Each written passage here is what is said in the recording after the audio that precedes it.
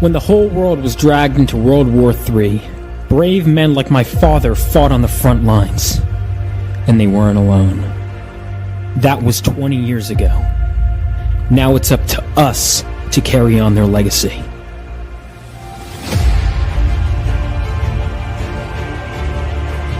And every so often, the earth from which we come gives way for something new.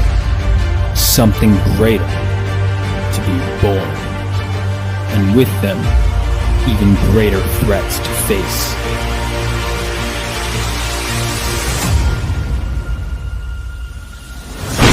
Bring it on!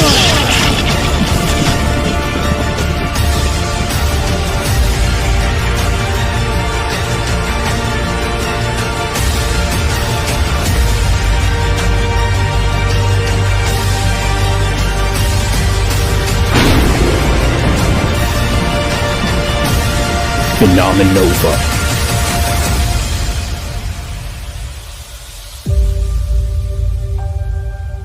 For you, Dad.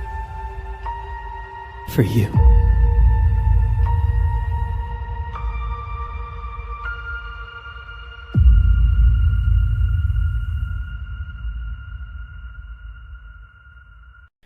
I just want it to be like the Crusader Corps. Like my father. I thought with my new powers I could be. But I failed.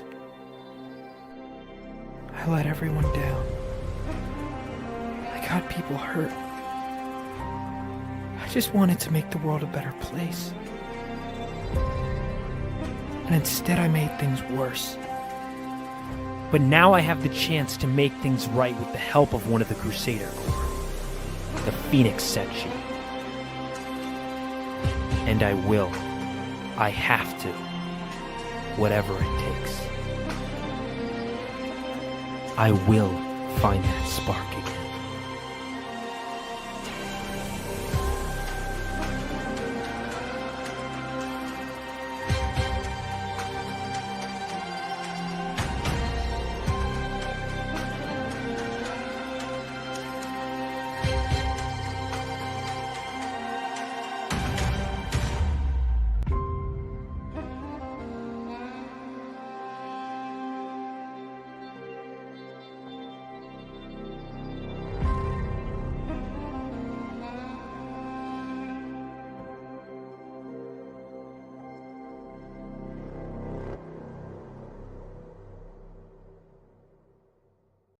We call ourselves Phenomenova. Yesterday, the Stormbearers, a deadly group of mercenaries, took control of a nuclear reactor. Before we arrived on the scene, Galvanite, a superpowered teenage boy, attempted to stop them. He failed. His story ended there that day. Ours began shortly after. Today, I sift through the memories of that day. I will put the pieces together, and we will bring those responsible to justice.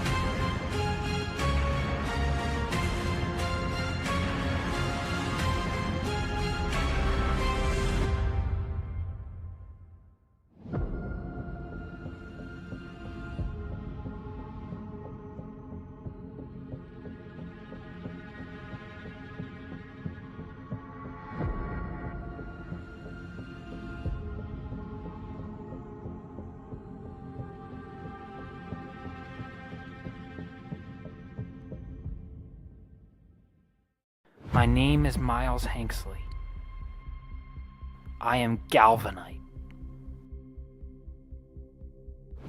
My names are synonymous with failure because that's all they know. They don't know how hard I've worked since the reactor. Today, I will prove that I'm not a failure. I am worthy of joining Phenomenova.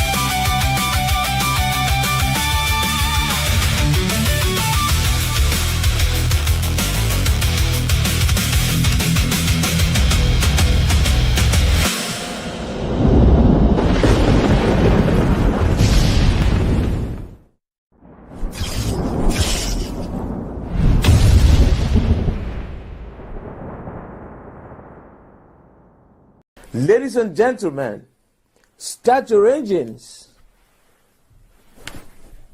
Someone says, what's the future? Vaughn Coleman. Ladies and gentlemen, welcome.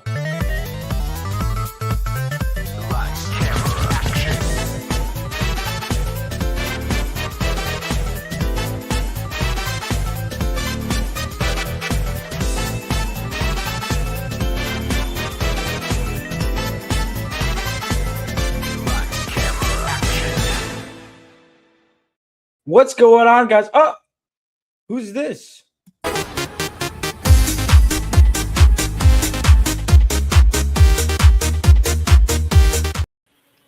What's going on? What's up? What's up? I noticed you added a student of God in there, which is a factual statement, but Of course.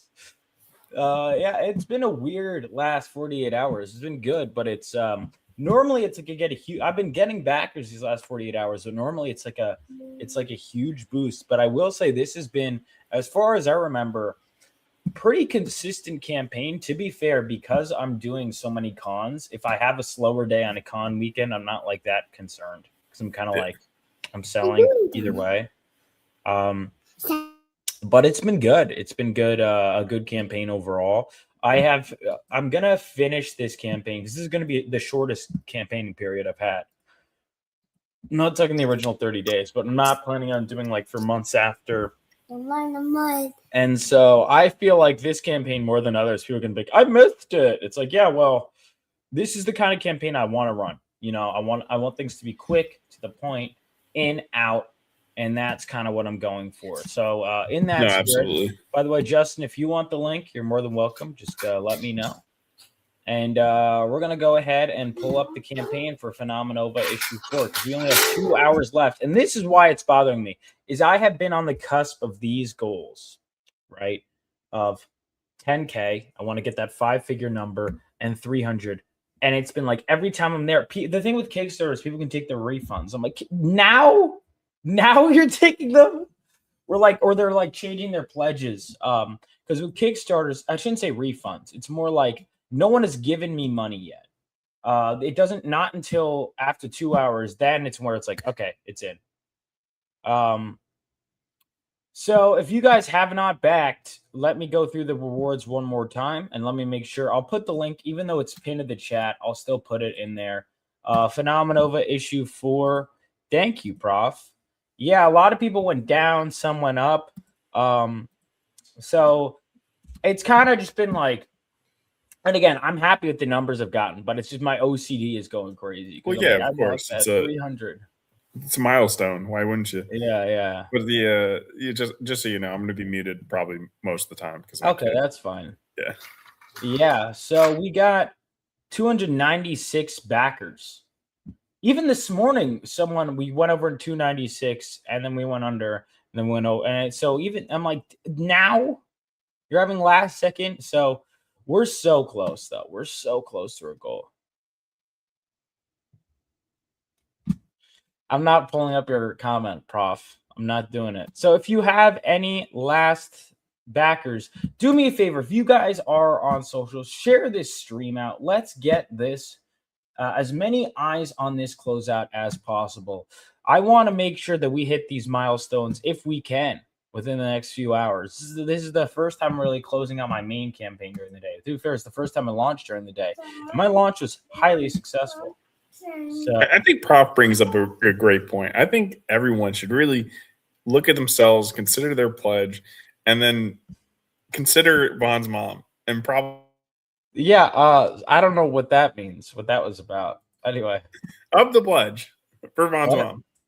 Yeah, I guess. I mean, she's not getting this, but I guess for Mother's Day, I'm going to get her a gift. I guess, but that's not. I'm not using backer money for that. That's not. Unlike some creators, I use my backer money for the project, not for personal expenses. Personally, that's just how I run a business. I don't know. I feel that's the responsible thing to do. But that's just me. So we've got 4 backers left. Until we hit 300, and my OCD is driving me insane. Now let's go through in case anyone wants to add anything to their orders. Now is the best time. We got the main cover right here, which I love this main cover. We got the homage cover from Bobby. We've got the Viken Marion cover with Andrew Dollhouse colors. We've got the hollow foil cover, which, I'm going to have to figure out the logistics on that. This is the 48-hour cover, Bobby cover. And then we've also got the back cover right here by Adriana Brown. That's regardless of what front cover you get, this will be the back cover. We've got some of the interiors here, which when I launched the campaign, I had most of the pages, maybe even all of them done. I'm trying to remember. But is he still mute? Hang on, you're not muted because of me, right? You can unmute yourself. No, I'm good. I'm good. We have tons of action-packed pages to show. The fan art, if you guys want to get some fan art in last second, do that. That is done. I'm gonna have to just pick what winners from what we have and run with it. By the way, I just want to say, if you're like, is there a fan art contest running? There always will be when I have a campaign running. Always. Until I decide to cancel it. And you could just check the campaign to see. That's just a rule with me. We got Phenomenova issues 1, 2, 3. We've got some mini prints here. This one, check this one out. Indie Comics at Super Speed. It's Renzo Rodriguez. We've got Go Getter, Galvanite, and we've got Zephyr, aka Arcstream, which I think Arcstream is a better name personally. Our speedster characters. You guys can go ahead and get this. I am going to be at a few Texas shows, so we can both sign these. Dongbox, maybe not, but unless she's at a con with us. But these are 2 mini prints you can get. Also, if you want to grab any of these, we got the Perberg cover. We got this cover right here, and we got the Adriana Brown cover. from issue 3. Some of these left over. We've got some original artwork for you to check out. So this is going to carry over until the issue 5 campaign. We'll see if we could get this the issue 5 campaign as a stretch goal, most likely. Unless I more than double my funding before, because it does count. It would still unlock if I got that kind of goal even after the fact.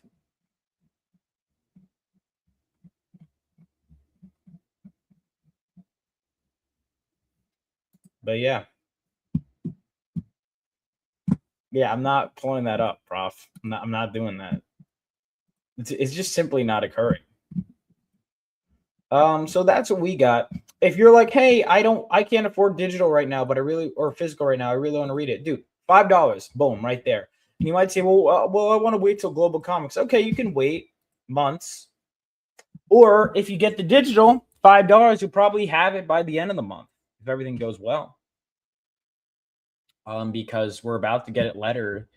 And once all that is done, the credits page is done. Once it's done, like once it's sent off to the printer, boom, there we go. All right, Justin, I'll see you. Yeah, I think people are really going to like issue 4.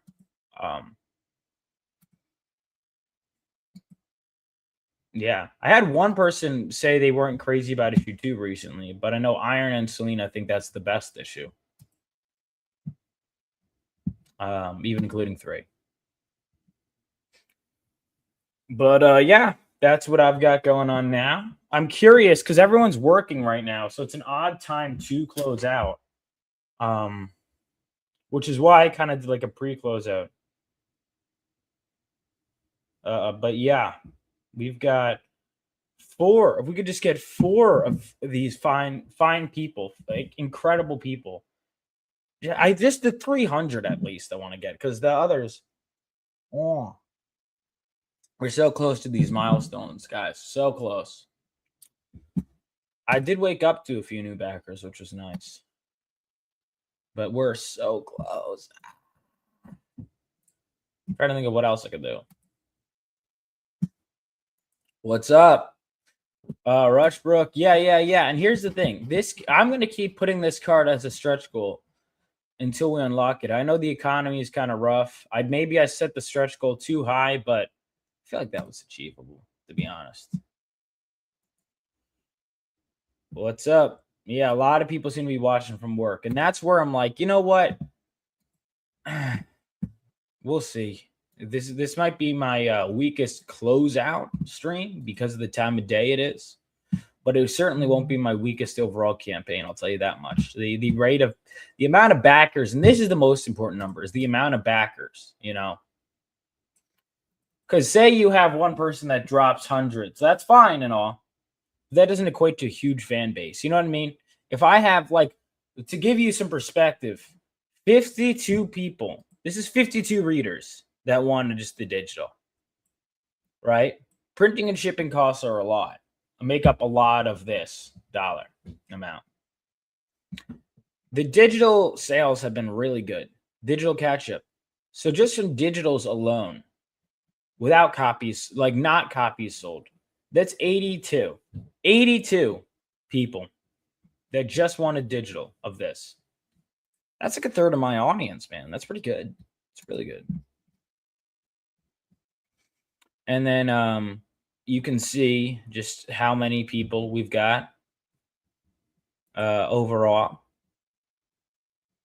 I'm curious, what's this song better, the holofoil V cover or the... They're close, man. They're close. The holofoil and the regular are pretty close. Exactly. I want more people to read it because the more people that read it, the more that talk about it.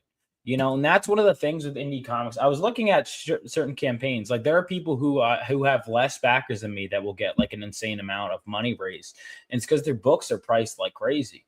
And so part of it is like, should I be charging more? But then I go to conventions a lot. And I know the average person is not going to want to spend, and this is the honest God truth, they're not going to want to spend $25 on a 48-page book. I'm just being honest, you know. The average person is not willing to do that. You know, That's honest truth. They're not. And or 30. I've seen people charge 25 for like a 30, and I'm not trying to knock anyone. Obviously, everyone has to do what they have to do. But if I want this to be a franchise that people keep coming back to, I want it to be as easy to spend as possible with issues 1, 2, 3, 4, 5, 6. If you spend $5, like if I got it down to monthly, right? And let's say if I get enough people that spend that kind of money, like even just $5 a month or $10 for an individual issue, that's good. And so that's my goal, is to keep putting this out because my series is only getting better. I have the scripts for 5, 6, 7, 8, 9, and more to come thereafter. And it's just the rate of growth I've had has been really something special. And most of my backers for this campaign have been returning backers. To be fair, I haven't gone on nearly as many live streams as I normally do, but I've also been busier. I've been creating more. I've been writing more. I've been prepping a trade paperback. I've been prepping some other issues, prepping some cons, so I'm doing more than ever. And so for me to basically have people backing at, I think, a faster rate. Oh, look at that. We got another backer on stream. There we go. Let's fucking go. I almost yesterday, because I can check the backers. I have a different tab for that. Like, oh, who's backing me? Who did it?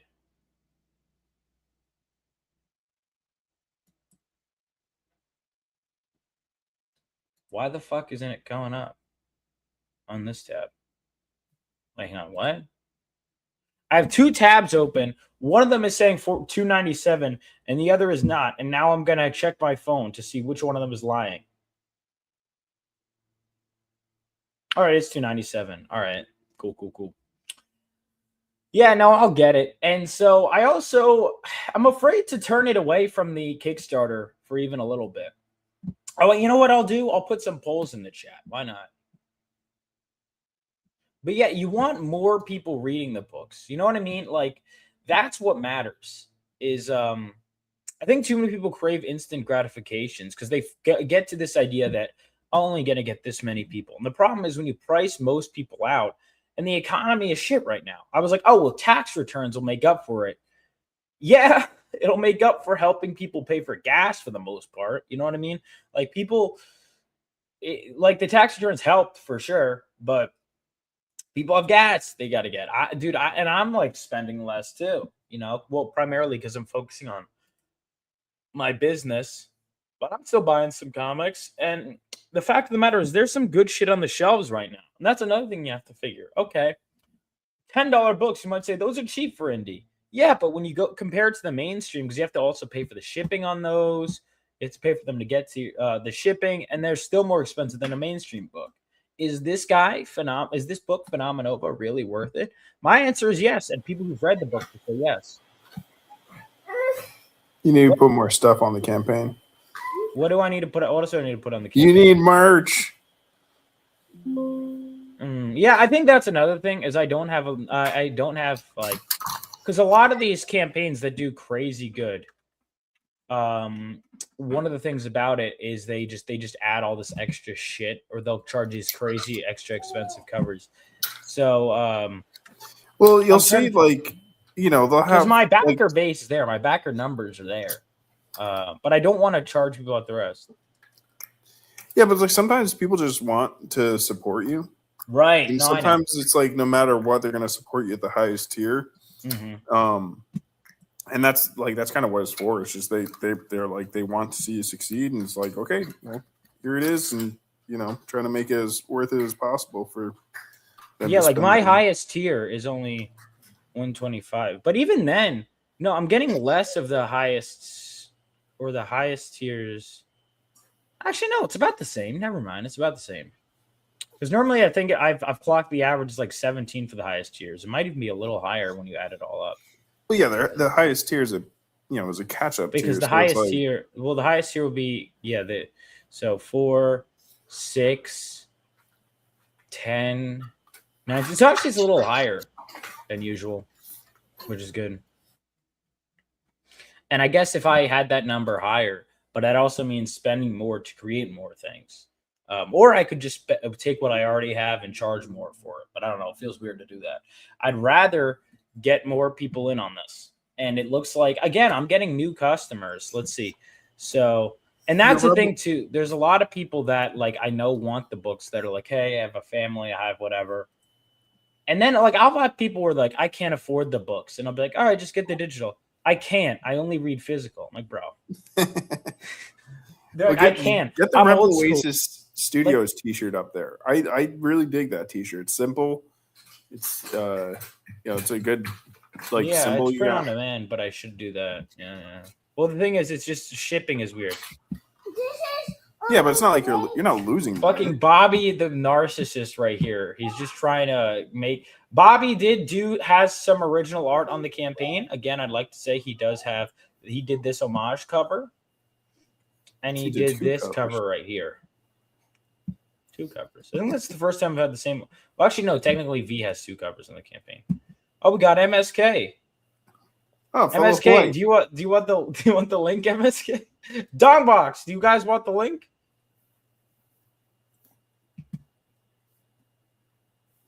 Have sex with women, but do not. All right, here we fucking. MSK, you don't. He said this to Henri on Facebook. Henri, he said, "Happy birthday to Henri." He had Henri on the show, and he goes, "I just had sex with Will," but Henri's like, "Oh no." Henri didn't know how to respond, and I was like, "No, he didn't." Henri, don't listen to him. He did not. Was that Henri's first experience with MSK? Or I haven't watched the MSK show. Yeah, I haven't watched the MSK show. I'm like, oh. Dongbox throwing some accusations at MSK. I'm gonna link up with women soon. I don't believe you. I don't believe you. Like, so he hasn't already? So, proven. Fact. He has not been with a woman. Yeah, I don't know. Yeah, everyone's at work.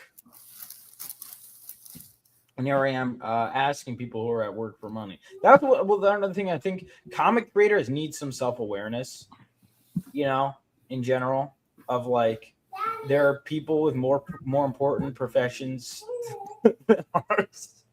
What do you mean? We're inspiring. Yeah, we're inspiring people. Current and future generations. We're kings. To be inspiring themselves. So it's really to give us money to do basically like a dream job. To be the root of inspiration is probably the most inspiring thing that can be inspired. So really we're the most that is the dumbest thing. Math. Yeah, I think comic you also if you spent 20 years creating a comic book, that means you're at a higher caliber of being if you've spent 20 years in the comic industry. And you should treat everyone else who wants to do it, who has had a lifelong dream and just wants to create it. If you're just starting out indie, fuck you, I think is the moral of the story. Would you agree? Yeah. I mean, I think speaking with the lispy voice is a part of that too, from what I've heard. Yeah, I think you need to treat everyone who creates indie comics like absolute dirt. And if you didn't work in the mainstream for 20 years, you're a piece of shit. Yep. I think that's basically what the moral of the story. Sorry. Kids.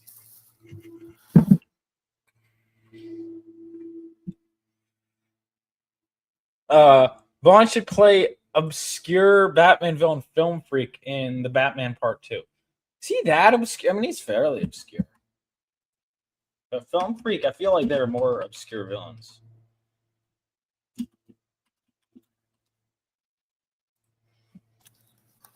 Let's see. Oh, he's a relatively recent character. Oh, no, he's not. Never mind. No, he's not at all, actually. Is he? Wait. The original Film Freak was created in 1986.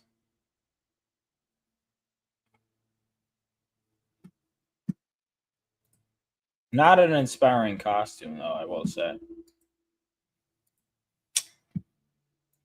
Oh, he's back.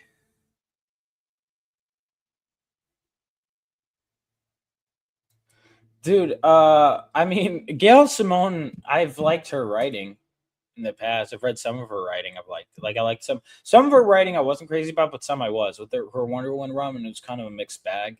Like, all right, I'll tell you some stuff that I thought was really cool. Like she established that Themyscira has megalodons circling it, which is one of the fucking coolest ideas ever, right? But then, in the same note, she'll have Wonder Woman be like a vegan or a vegetarian. I'm like, I don't buy that.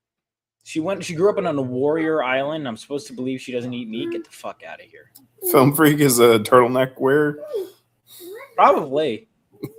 Makes sense. Probably. Is he? I don't think so. Oh, at least the pictures I googled. Oh wait, no, it's not really. It's more like a collar from what I'm seeing. Well, no, I mean, he's worn more than one set of clothes. But all these I'm seeing, he's got a collar on, dude. Oh, You stupid butt sauce. well, I guess so. Yeah, dumb. His costumes are uninspired, I will say. He doesn't even have a Uninspired. costume. That kind of makes him Uninspired. the worst. If you're the opposite of inspiring, that's That's kind of killing our future Why? generations. Why? Who would you say is more inspiring? Let's just break the band-aid off. Who would you say? Well, is as the creator of Admiral Austria, Right. the most inspiring, and as I've already stated, the most important thing to do is inspire. Right. I was with this girl in a Walmart parking lot in her car. Then she started taking my pants. No, all right. No, you were not. That didn't happen. MSK. That did not happen. That was a dude, MSK. It's Of all Walmart. things that didn't happen. It's a That Walmart didn't parking happen lot. most. That is one of the didn't happenest things. No, I believe that one happened. That one definitely happened. It just wasn't a girl. Where's Gorlock the Destroyer? Gorlock. All right. Hold on. I'm gonna pull up headlines and let's see. Who do I wanna Oh, Star Fox, apparently. This is some big news. You wanna talk about some news? We're talking about Talk anyway. the news. So apparently they're remaking Star Fox 64 for the 500th time. That's what they're doing. So there's like Yeah, I saw the trailer. I didn't see the trailer. So it's already been remade a bunch. Apparently the entire history of Star Fox, there's like 10 games total or something like that, and 6 of them are remakes of the same game. Apparently, I didn't even know this. The Star Fox 64, I'm pretty sure their most famous game is in fact a remake of the original Star Fox. Oh, that's For the funny. SNES. And then there's Star Fox 64 3D is their highest selling game, I think. Which is, I think so it's a remake of a remake of a remake. And now there he goes. Bye, Bud Sauce. Here we go. Wait, it's Star Fox is 2 words? I thought it was 1 word. What the hell? Dude, also, I have been trying my best to avoid the quartering. It's inescapable.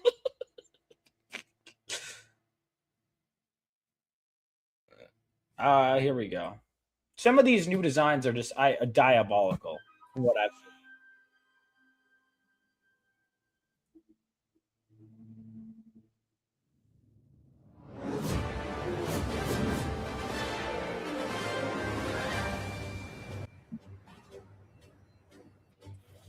Here we go. My kid X'd out of the screen. It's your kid's fault. I mean, the game looks good though, because I'm sure it's a good game. I never played it. Neither I've always wanted to get. I've always liked them in the Smash Brothers. I've always liked the aesthetic of it. Oh yeah, definitely. Well, that's because you're a furry though. The aesthetic, definitely furry confirmed. Dude, shut the fuck up. Diffuser systems check. Sound off, team. Slippy here. So far, By the I mean- way, great frog-based character, Slippy Toad. Better than some other frog-based characters I know of. Great character. I don't like this design. Jokes aside, I don't like this design. It's fucking weird looking. The animation is like I guess the art style. It's kind of off-putting. It is. I just everyone's shitting on Slippy look like Brady. Hang on, let me go. Slippy Toad. I liked his earlier design because he looks derpy, and I kind of like it.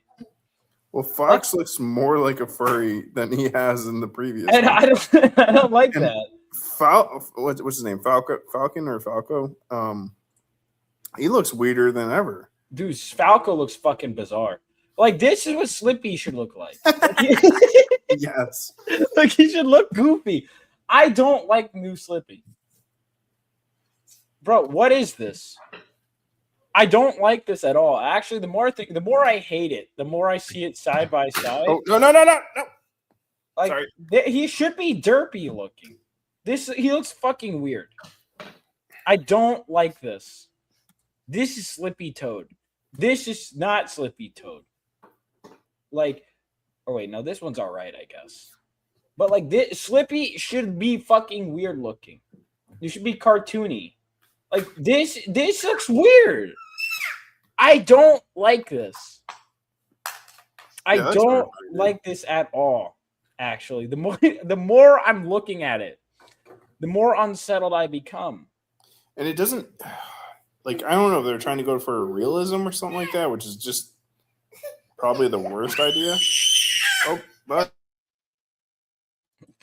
that's this kid's reaction to Slippy Toad, ladies and gentlemen. It looks bad. It looks really bad. And it makes me upset, to be honest. I do not like it.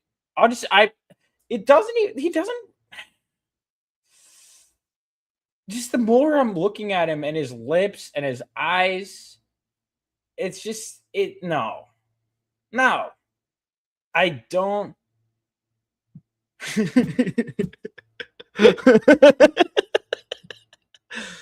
I mean, I concur in this regard. I concur. But yeah, I think I just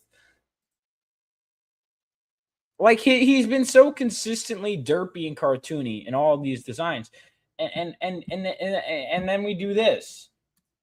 Like, what is this? This looks bad. Anyway, back to the trailer. I'm not crazy about it. I do not like. Good. This is Peppy. All systems Peppy go. looks all right. Falco here. G diffuser seems fine. All right, let's compare it with Falco. he looks like he's got a super fucked up haircut. Like, right? Like, dude, you know what Falco's last name is too? what's his last name? Is Isn't it like Italian-ish? yeah, shit? it's Italian. It's Lombardi. Lombardi, yeah. See, this has more aura. Oh, But it's yeah. not No, that bad of a difference. well, that's because it looks like one head. His feathers make it look like he has like a 7 head. In the not this the. I don't think it looks that bad. Hang on, let me compare. No, look at it again. Slippy's is the most diabolical. Yeah, something is pretty bad. But look at it again. I don't think this is that. It looks like he has a 7 head. It looks like his hair starts where the big feather is in the back. It's not as bad as Slippy's, but it's still like it looks weird. Because his head is almost like fur in the original. He looks like he's gonna go complain to the manager. You know the other thing too that I don't like.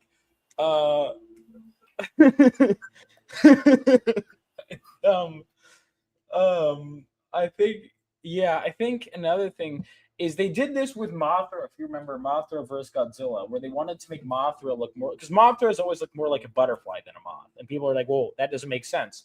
And then they tried to make Mothra look more like a moth, and I get it. It's more correct, quote unquote. But it doesn't look. Yeah, but it's Mothra is supposed to be like this really friendly looking, and that's just the design.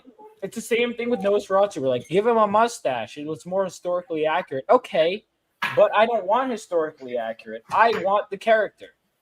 The character, Mothra doesn't look like a moth. Okay, Mothra is like a fuzzy. What the fuck did I just hit? Mothra looks like a fuzzy moth-like Butterfly. Yeah. And Falco, he looks. Let's go already. Yeah, because Falco's supposed to be like the more chill one, I feel like. And he does kind of look like, what can I help you with? You know? Already.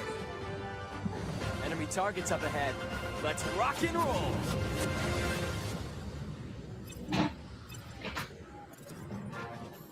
Slippy just doesn't. What you're seeing is footage of the game in action. While stage It does- layouts have been fun. kept the same, the visuals have received a major upgrade. Slippy, stay in formation. Banter between characters is also back. Now you've done it, Slippy. Bogey on your tail. Did they take that out in one of the remakes? Fine-tune my sensors. Slippy doesn't look right. Thanks, Fox. Slippy's the worst one of them. need your help, Star Fox. Look, total furry. Bro, Total furry. he looks fatter too. Yeah. Have you seen the memes where it's like flirting versus sexual harassment? Yeah. Like Peppy is supposed to be like older looking. I get it, but I don't like the look of Star Fox. I'm just being honest. I do not like this. No, it looks off. It's what's that term called when it's like Uncanny it's Valley. What's that? Uncanny Valley. Yeah. Yeah, it's I've too seen that. close. It's too close, and it needs to be further from reality. I don't want realistic Star Fox. They're fucking anthropomorphic. I don't want like Star Fox. You could argue it's furry related, but not really. It's just cartoon. You know, Star Fox. I wouldn't say it classifies as furry, but now we're getting closer, and I don't like that. Go back. Yeah, and there was nothing wrong with the animation before.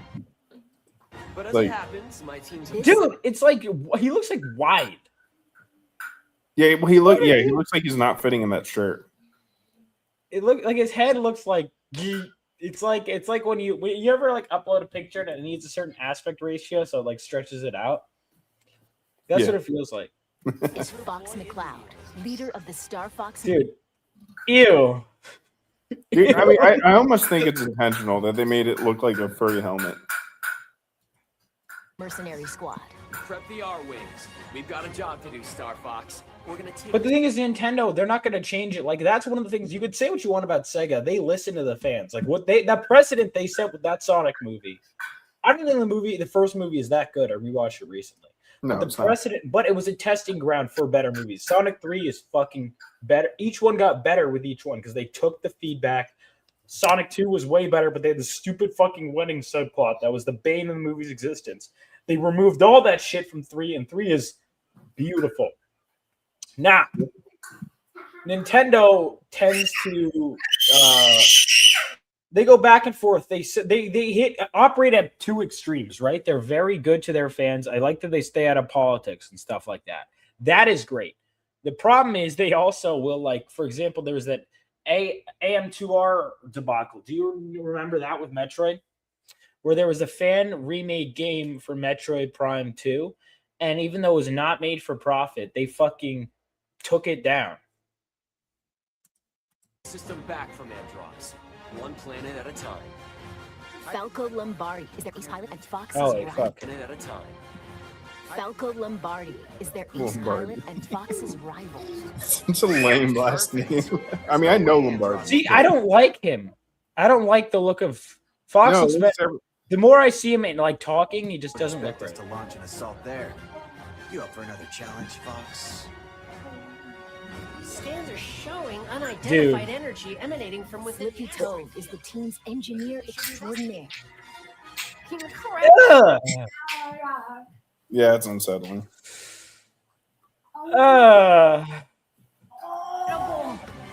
Do you realize how rare it is to experience a stable warp channel?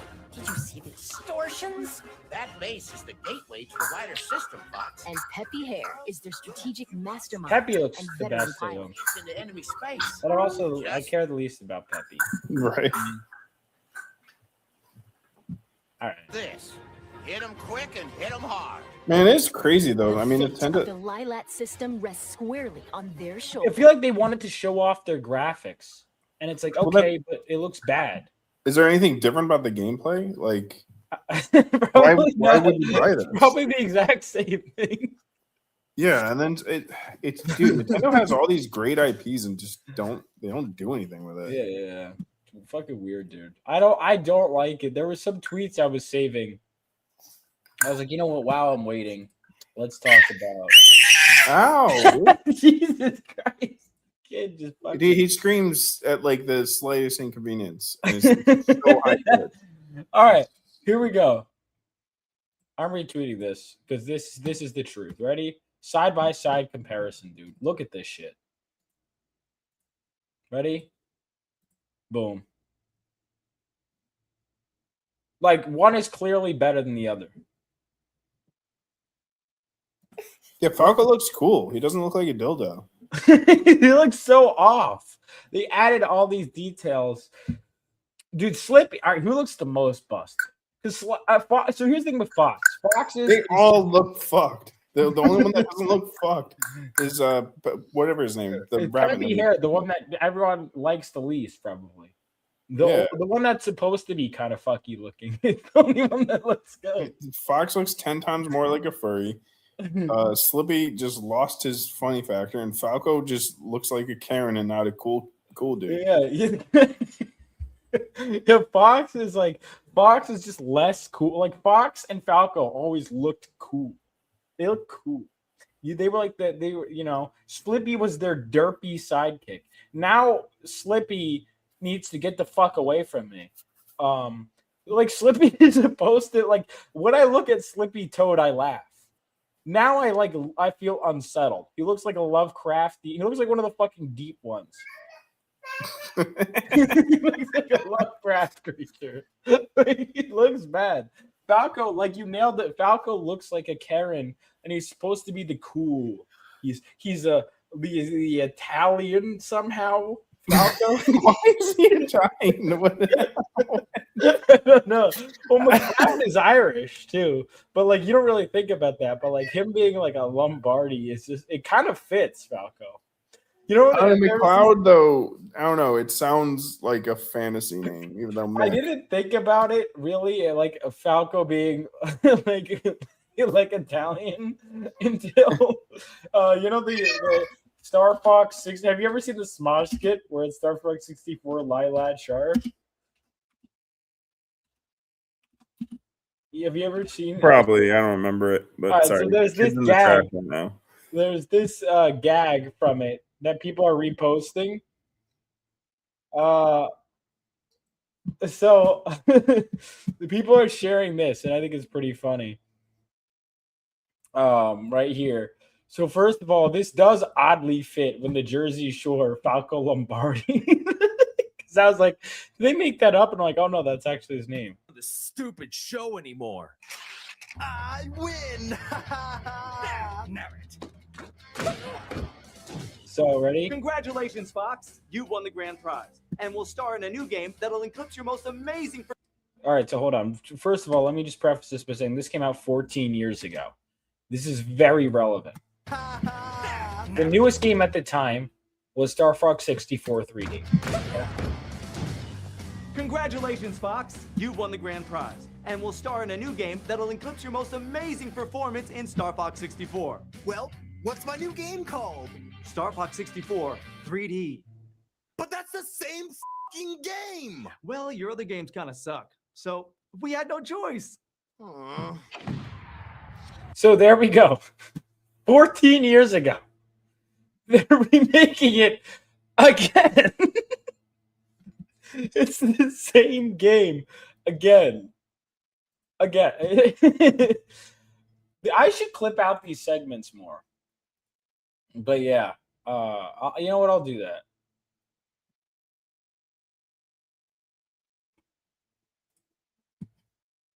Hold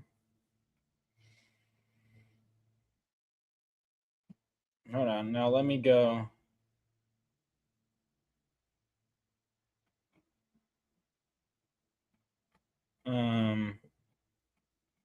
I'm going to go ahead and find some other memes I saw.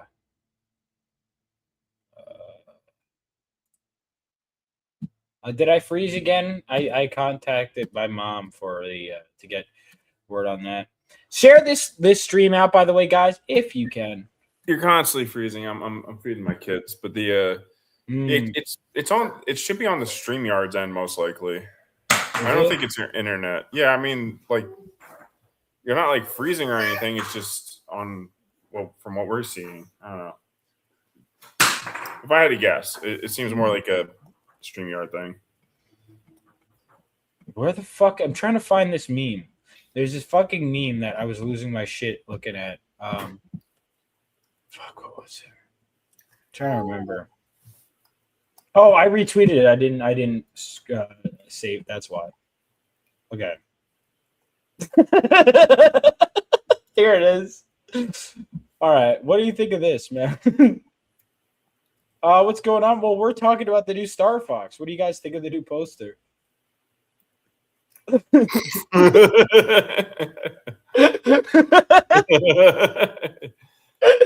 the same kind of energy, dude. Looks better, honestly. I'm less weirded out by this than what the Nintendo did.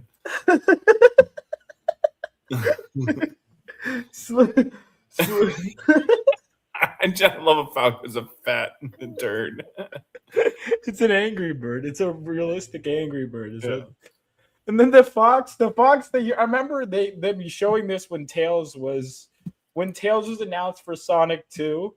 People are like, what's Tails gonna look like? Or no, it was after the original Sonic design came out. I think Tails.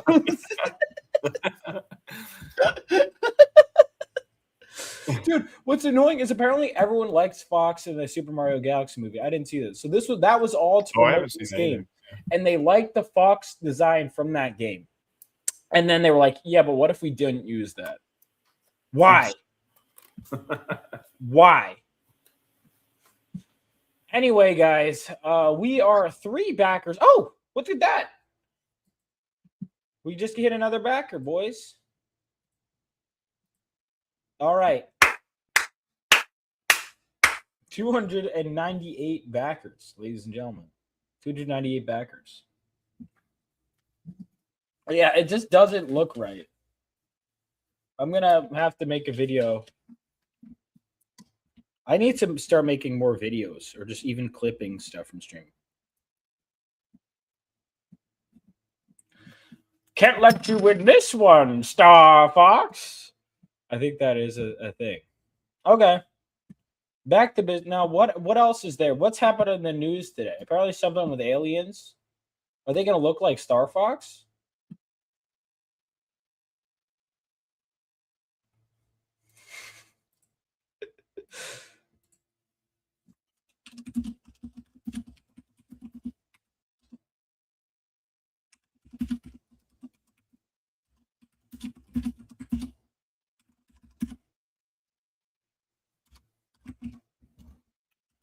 Oh, yeah. So we just need...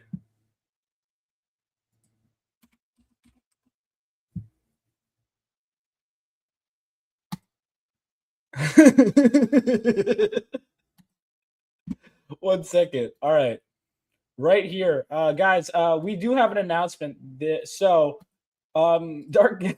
said in 2 days, the fence sitter, the dungeoneer, and the duck.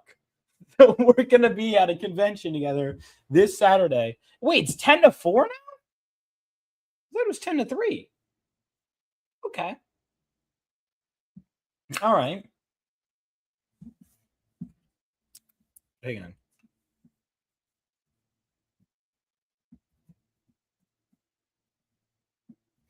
I'm going to have to change that. But we've got the fence sitter, the dungeoneer, and the duck. Now, I think we need our 4th horseman, and then we could bring about the apocalypse. Dungeoneers, who? That's me. I'm the dungeoneer. Or is it who? Oh, I don't know. I don't know how to read that. Phil Diaz is a fake dungeoneer. I've said it before, and I'll say it again. Same with Camel Moon. I know it's dangerously close to Saucon. Oh. See, that I didn't see coming.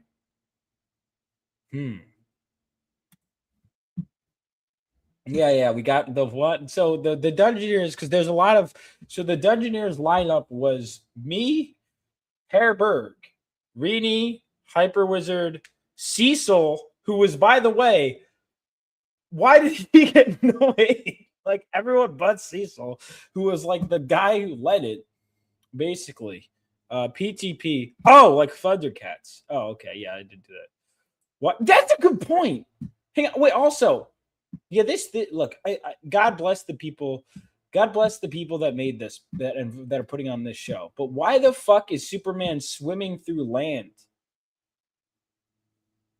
Or is it no? This is water. This is just more water. Oh, I can't see with the Bobby's comment.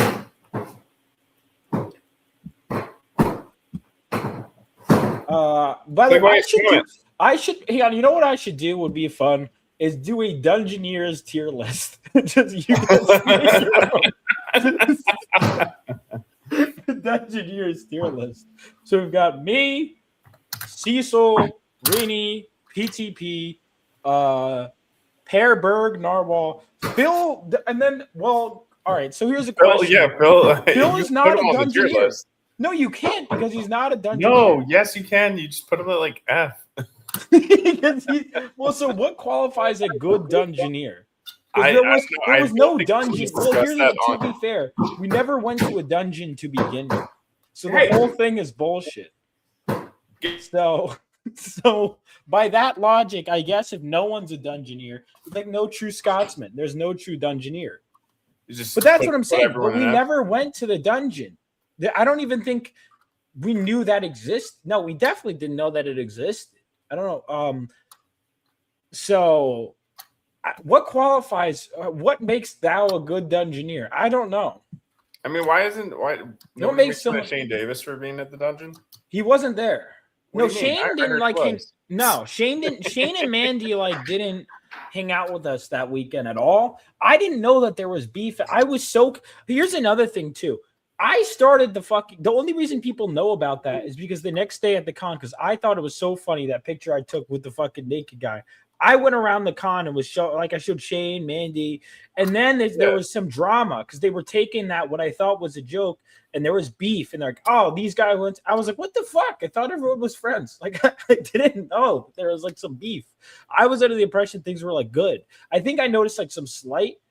Oh, you haven't been following the drama? Okay, yeah. Out of context, this is gonna. It's very obvious by the picture. It's like, hey guys, this is ridiculous. Can you believe we seen this in real life? So I'm taking a photo. There was one weird guy, and like everything else was like pretty normal club stuff. And so I took a picture pointing at the fucking one weird guy, and they go, "See, Vaughn did," and to be clearly in the picture, it's like I'm like, this is fucking weird. They kind of like clearly went there for an orgy. Swingers. Yeah, us comic creators get crazy. But so Cecil was it was me, Cecil. It was clearly wait, hey, buddy. Allie was a Dungeoneer. Maromi from chat. There was someone else in chat. I forget his name. But there were people from the chat that were with us too. That like even at the convention, like what the fuck? I don't know if I want to say because I don't know if I. Yeah, we just need to find our fourth horseman to bring about the apocalypse. The fence sitter, the Dungeoneer, and the duck. Duck man, Lazmat. Dude, what is going on? Also. There's always some fucking chat that there were people. Here's the thing you have to understand. It was it was literally just we're gonna go out to the club. Who wants to join us? Phil Diaz, the coward Phil Diaz, Kelsey Shannon. The Diaz brothers didn't join us. Kelsey Shannon didn't join us. They still got called Dungeoneers anyway. I don't even think Camel Moon and Bancroft were in the state yet. The whole thing, it was just we went to a club. And we just kind of hung out for a little bit. And we're like, bye. And that was it. Because we had to wake up the next morning for the convention. That was it. I feel like I got to go back there. Well, but I haven't been back to Tampa since. I almost went to Tampa Bay a few times, but it hasn't worked out scheduling wise. This year, it's the same weekend as I Gotta check. I literally have a spreadsheet of cons, so yeah, I would go back, but I gotta make sure it's like economically because I have to travel to Florida, right? So if there's a con that's more local that I can make the same amount of money. Large breasts at what thing? At CCon or at Tampa? Or at because there were wait, I'm trying to think. Because I was just kind of hanging out with everyone. I wasn't really checking anyone out. There was this one girl that was like, "You're cute." I was walking out. I was about to get the Uber, so I couldn't flirt with her. It's kind of disappointing. I was like, "Fuck," but the bar was already closed. It was like whatever. Anyway, goth girls are interesting, guys. They're interesting. All right, what happened? What I missed? Goth girls? Well, because that was the primary demographic. It's a lie. They're all feminists. No, not all of them. But look at how I do think that most of them probably have bad relationships with their fathers. I would imagine. Yeah, and then they're feminists because of it. I mean, I don't know if they truly have any real beliefs. I think they just kind of go based on who's look at every single one portrayed in media, right? And as I've learned too, even portrayed in media, that must mean it's accurate. Absolutely, yeah. There's some truth behind that. No, so like Teen Titans, not the cartoon that we grew up and loved. The comic, the new Teen Titans, we learned that Raven sucks. Yeah, Raven that was the one improvement. There's a couple of improvements, but Raven was Dante. What are you doing? Hey, buddy.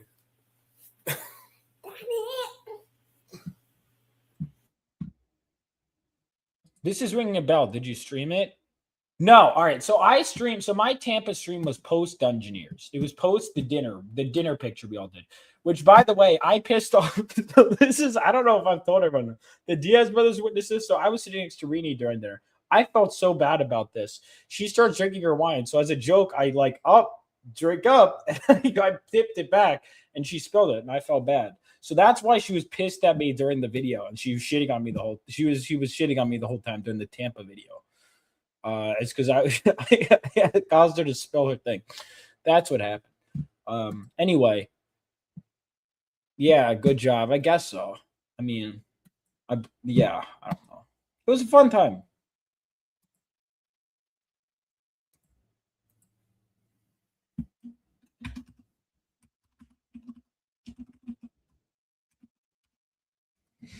All right.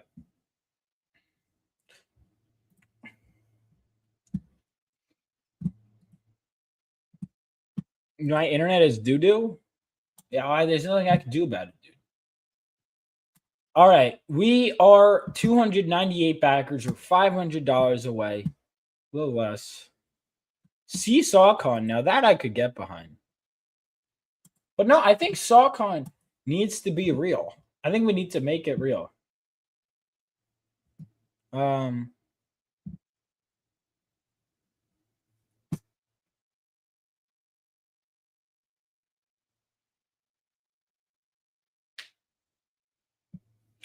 All right, so, dude, Pimpcast, we've been just covering just the worst people ever.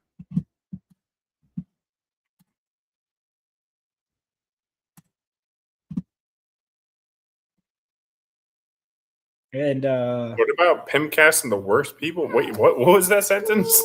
Oh, wait, hold on. This I saw this today, Buzzcast. I think you'll appreciate this. All right, so I saw this post today, and it's the most boring, retarded bitch you know just reposted it. And it's dark feminine. My personality. This. God. It's so true. I'm not just one of your many toys. Oh, I'm so mean. You guys don't even know. This is so me. It's like, no, it's not. Yep, all the goth ones, I'm not like other girls. But they always ruin the guy's life. Bam sex in the middle of the stream. That is true. Yeah, goth girls, they're so different. They're so alternative. They're really not. They just put more eyeliner on. They're black. And then they're the same. They're the goddamn same. Did you watch Danny Phantom when you were younger? A little bit. Not a ton. Well, that chick sucked too. Yeah, all right. Goth girls. That chick was like the worst. Like Goth girls are overrated. I've said it before and I'll say it again. They're overrated.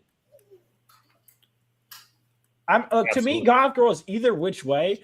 I don't feel particularly strongly, right, about it. But I don't. To me, it's like because people are like the best, the worst. They're kind of basic.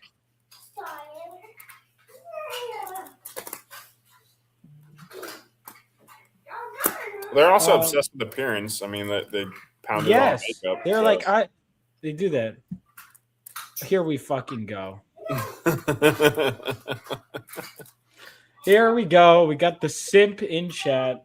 Ladies and gentlemen, Red Simper here.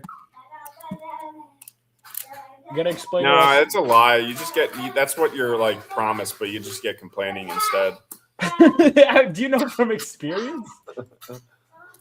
What? Have you dated a goth girl, dude? What?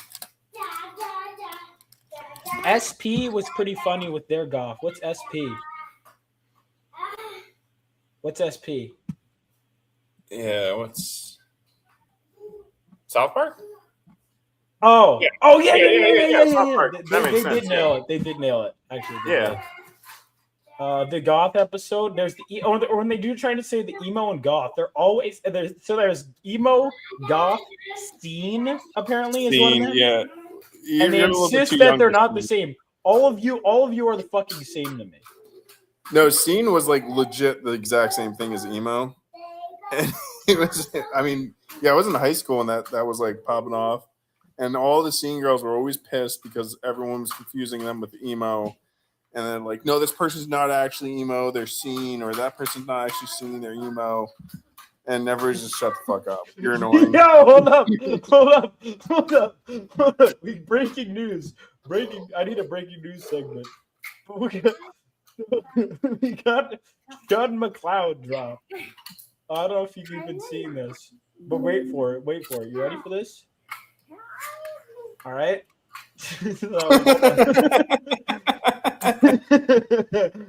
No, it gets better. John McCloud. Then we got him at AC/DC. Now get ready for this. Yo. It's Kata. Kata, no.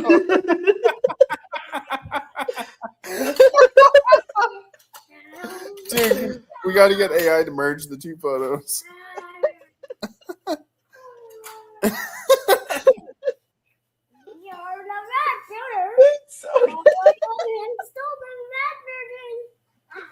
Incredible, dude.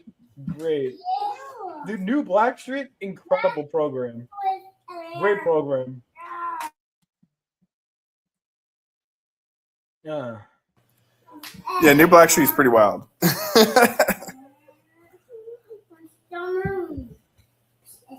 Yeah, get Grok. You pay for Grok. I mean, just put the two images and say, hey, make these the same. Thanks, Red.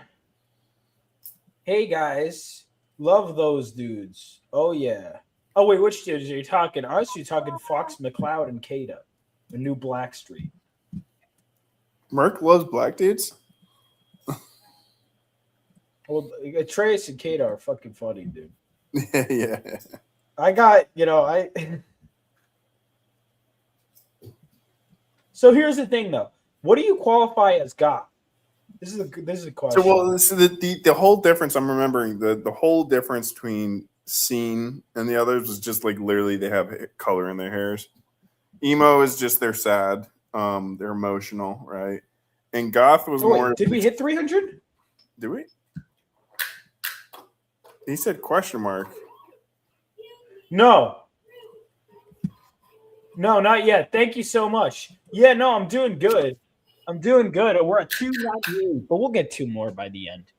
Pull up scene girls. All right. Yeah, I'll just pull them up. They'll come rolling around the stream.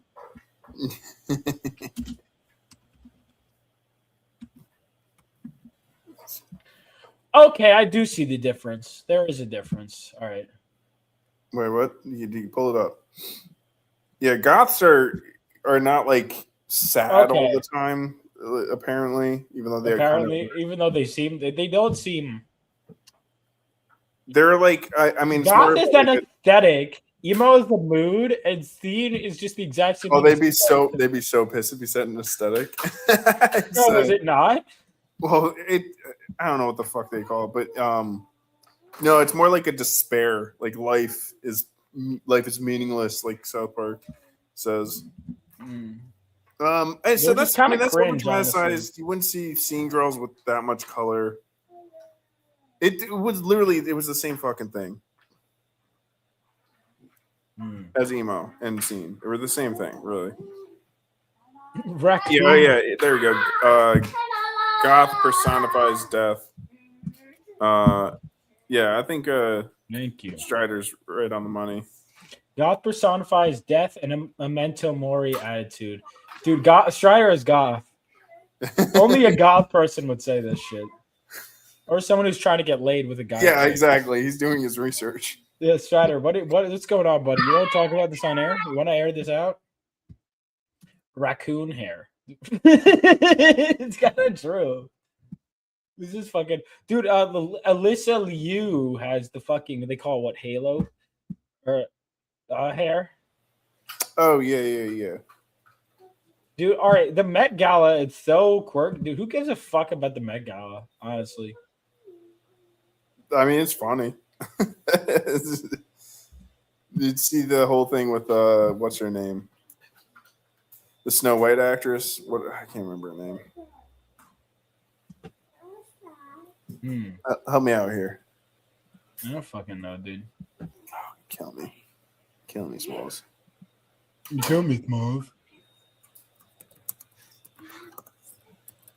The Boys looks, by the way, I'll watch clips occasionally because there's some good stuff, but I'm not watching the fucking full season. The Boys looks like the worst thing ever. I mean, have you ever watched any of it? Well, yeah, because I mean, especially once I start something, I mean, I've kind of stopped doing it in the past year, but I would just watch something to completion, you know. Bobby said, I associate goth with black aesthetics, porcelain skin, and heavy heaving cans. Well, the last I don't think is essential, but I think that's just confirmation. No, but but with the boy, like, so I was gonna just watch the Boys season 3, even though I was like, this is trash. But once they had that scene where the dude gets like raped, like in the sex dungeon, you know, talk about dungeons. And then you had like that redheaded chick is just like getting off. It was so weird, and I'm just sitting there. I'm like, what in the actual fuck am I watching right now? This is like, dude, it's so edgy. It became the like most edgelord awkward thing ever. Reddit. It became Reddit edgelord cringe, dude. Dude, I this was is thing on. No, sorry, continue.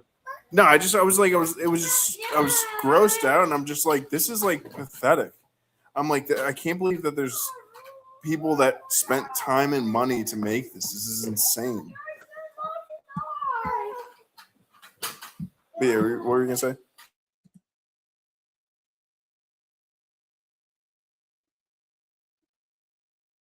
Oh, what the fuck? So we got a cancellation, but also someone just canceled.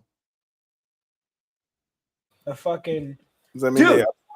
Yeah, it means so basically, like, people that they're afraid to, like, it's not like in Kickstarter it's a common thing people pull, but I never have them towards the end of the campaign.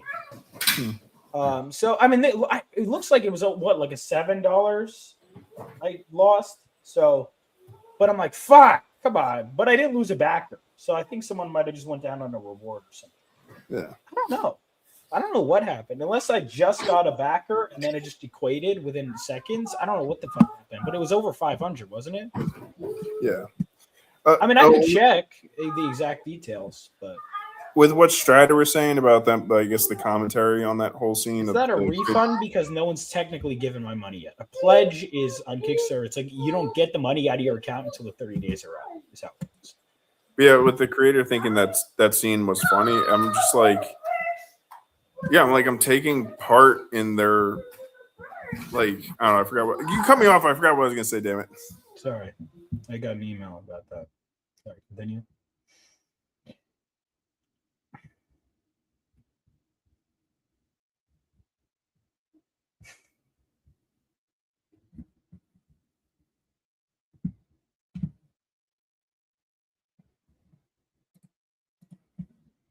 So, guys, this was a 10-year-old tweet. I can't believe it's been that long. From Nintendo of America. Fave for Slippy, RT for Dat Boy.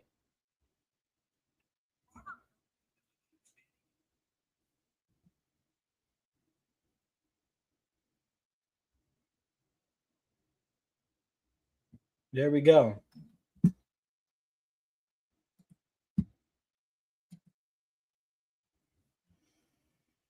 Two backers away.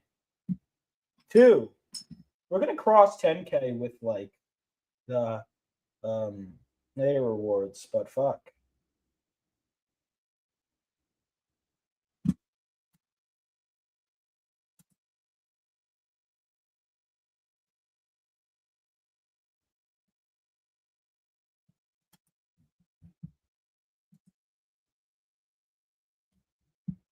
That was weird. Anyway.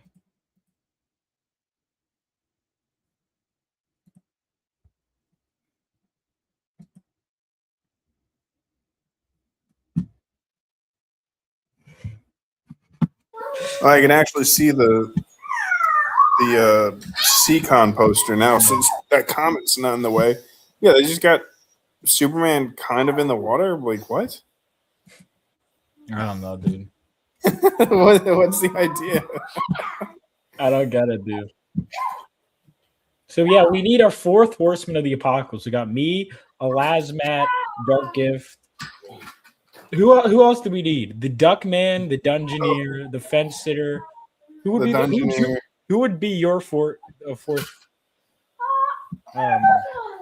horseman of the apocalypse if we were to choose? Who do you think would bring about the apocalypse? I don't know. I don't think calling him the Duck is the proper. I mean, I know he's a duck. The documentarian. That might be better. That might be better. So you're asking me who else is also gay? Oh, okay. Is that really how you feel about Dark Gift? No, because that's the thing. I'm the only Dungeoneer on that roster for CCon. Yeah. No, Lasmats, but here's the thing. Again, because none of us actually there was no dungeon that we went to, so I guess technically none of us are Dungeoneers.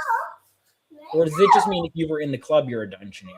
But no, because Phil's a Dungeoneer too. I don't know. I've tried to figure this out for years. Like what qualifies? All I know is whatever it is, I am one, I guess. Yeah. And because you weren't in the downstairs of where they actually do have some thing that's sometimes that wasn't even there that night. A place it wasn't even there that night. That wasn't even open that night though. So it was literally impossible for us to be Dungeoneers. If I was, what are you talking about? Dude, you got to watch my last MSK stream. I crashed out. Yeah, but it wasn't open that night. It wasn't open that night, and also you could argue that with like a bunch of other nightclubs have. Like it's actually fairly normal for a lot of. Are you telling me you heard about going to a bar and you didn't check out their website before going to the bar? And even if I did, I'd be like, okay. What it doesn't apply to us. I've always looked at if they weren't grasping every bar that I go to. It's not like they had pre-existing issues with Patrick and then wanted to drag it out for streams. Fuck John Malin, by the way. Anyway. It's not that 99.9% of every single bar I've been to is somebody's like, hey, you want to go to this bar? Or like that looks like it might be interesting. It's not like that's every single. Yeah, it's not like I started the jokes by pointing to the guy. And then ultimately they were like, why did you do this? How did you? And I'm like, we didn't. We pointed because we were like, this is weird. Let's laugh at it and have fun. And they were like, you can't laugh at it and have fun. I'm like, but that's how the joke started. Is because we laughed at it and have fun. Yeah, MSK brings up a good point. You should have just found MSK never brings up a good point ever.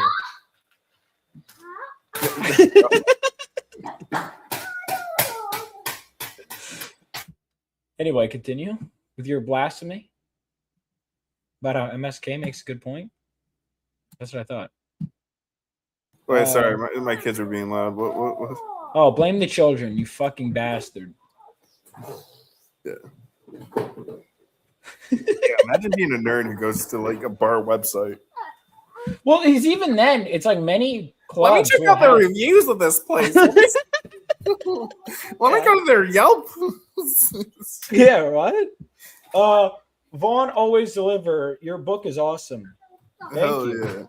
yeah. Yeah, the people whining about other people having fun. Yeah.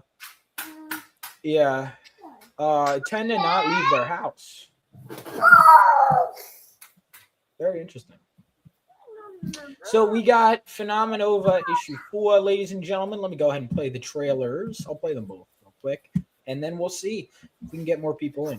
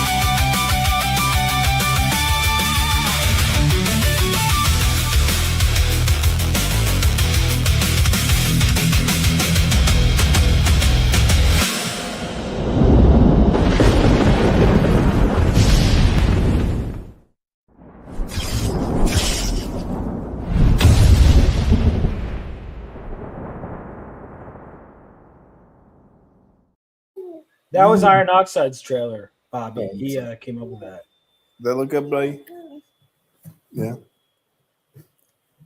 All right. My kid's just staring at the screen now.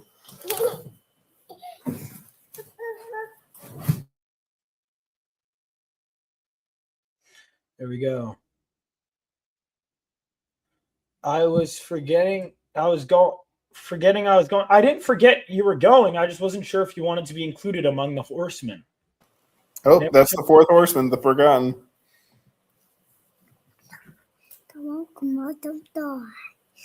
Wait. What? Megalodon? There's no Megalodon.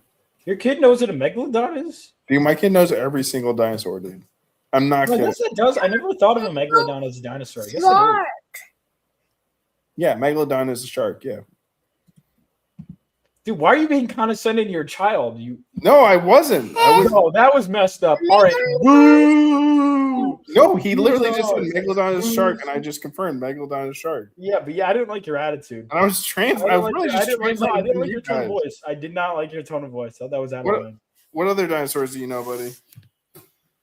And a T-Rex is a dinosaur. Yeah. Pterodactyl? Pterodactyl? You mean pterodactyl? You fucking idiot. And a Clostoplaxus. See, a Clostoplaxus. I can't pronounce that word. Is a pterosaur. Pterosaur. All right, hang on. Why are people upset he looks like a fox and not some furry mascot? Why are people upset he looks like a gorilla and not some furry mascot? It's a great point. Monkey. Dude, would you watch this Donkey Kong movie? No. Why not? Bond sounds like a housewife, says MSK. Good point. No, it's not a good point. Again, MSK and good point do not belong in the same sentence. They don't. All right, sometimes they do, but you know. I love mine. I think I'll still across there. Yeah. You need that? All right, MSK, I'll send you that monkey tweet. Hold on 1 second. He's going to say something. I'm going to regret sending this to him, but I'm sending it to him anyway. Bobby, you missed the first half of the show. It's not mad. It's just like, what the hell are they doing? I'm like, it's not like I care about Fox or, Star Fox. Everyone always mad at these. At what? These nuts? Assuming he's talking about the new Fox Star Fox trailer.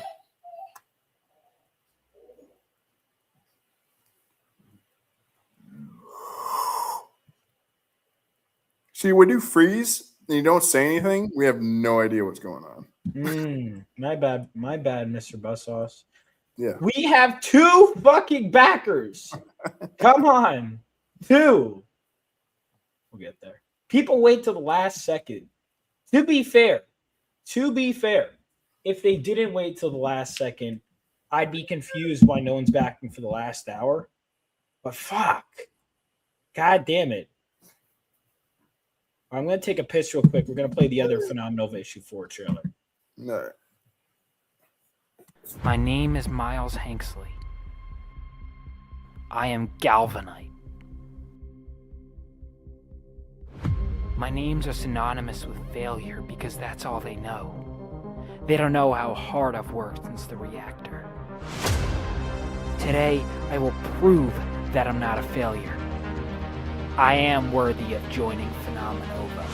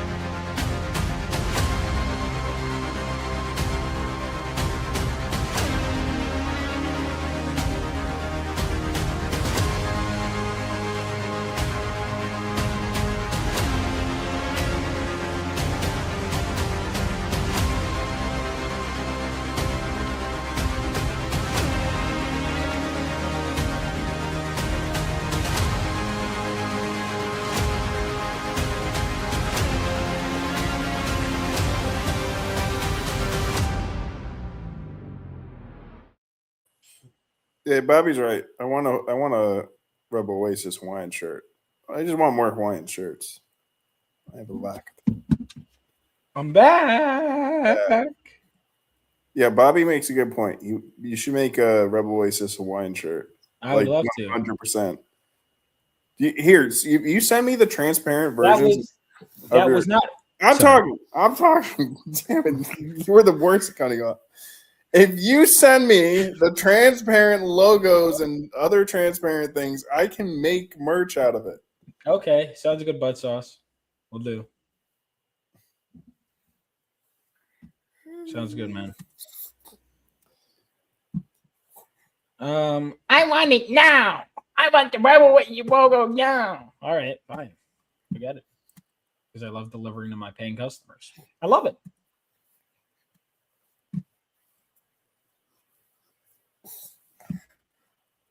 Yeah, you got to make some merch, man. Good merch. All right. Dante, what are you doing? There's not another thing. He thinks like your trailers are like a show or something. I'm chilling on a beanbag in the living room. I'm like, does he? Yeah, I wish it was longer. This is not. What are you saying?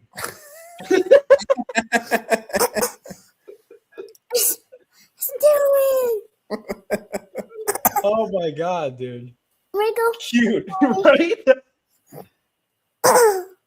Oh, I thought you were referring to what MSK said. You're referring to the kid. Dude, don't do that, buddy. Don't do that, buddy. I'm butt sauce. All right, I'm trying to teach my kid not to cough just without covering his mouth. I hope you get sick. I hope you get sick. Honestly, I really do. All right, pitch your book real quick while I told you, and first of all, encouraging biochemical warfare. You pro bio hazardous damaging people, but you could get it out. Pitch the book, man. I still gotta like go through a bunch of like awkward pitches before I'm like ready to fucking making me do it for him. Unreal. Yeah, dude. So are you gonna, while I'm pitching your book for you because you're too incompetent to do it, are you then gonna disown me from the project? Isn't that a standard procedure? After I promote your book, get you on streams, reimagine the word, the definition of canceling. Yeah. Yeah. That's what you're gonna do, right? Absolutely. Anyway, and you can pull up this video when it happens. so we got the Wraith Crown is his new book set in my universe that follows. It's also 20 years after World War III, but in my world, Austria lost during the war. They were on the losing side, and now we follow a father and son. The father was a veteran. The son wants to join the military, and as they're on one last trip to a museum, they find a hidden section and some old artifacts. It results in basically the father being possessed by a warlock and the son taking on this crown of this king and bringing this old rivalry, this fantasy rivalry from the Dark Ages into the futuristic post-World War III setting, as the kid basically is trying to free his dad from the warlock's control using the power of the Wraith Crown. That is the pitch for the Wraith Crown. It is currently mostly, at least, penciled and inked. I don't know how far along it is with colors. No, it's behind the colors, but dude. Sorry, he went on the laptop. That's the other reason why I didn't want to pitch. Sorry. It's going to get assaulted by your child? Well, like I said, I'm like chilling on the beanbag in the living room. I just moved into the new house. And so they're kind of just like crawling around. Crawling in my skin. No, what? Crawling in I know this song. What does that have to do with it? He's so it's not much of it's colored, but the colors works very, very fast. And he should be sending me a bunch of pages soon. But we're like 25 pages inked. So it's working. It's got some sick pages. I'm super excited for it. It's coming out better than I could imagine because, I can't draw. So thank you. Really selling it there. It's better than I could imagine because I can't draw. Well, I mean, really a high bar. No, it actually does look really good. So, fun fact: it is being drawn by the artist who designed 4 Phenomenova for 4 of the Crusader Corps members to me, and I've wanted to use him for a while. He was one of the runners-up to draw Phenomenova, and I'm glad he's working on the Wraith Crown. Yeah, he did the French chick, and I really liked her design. Yeah, Madame Magnet. Yeah, Madame Magnet. Oh, there we go. $2.99 backers, baby. Wow, your voice cracked hard on that, huh? I don't know what I was doing.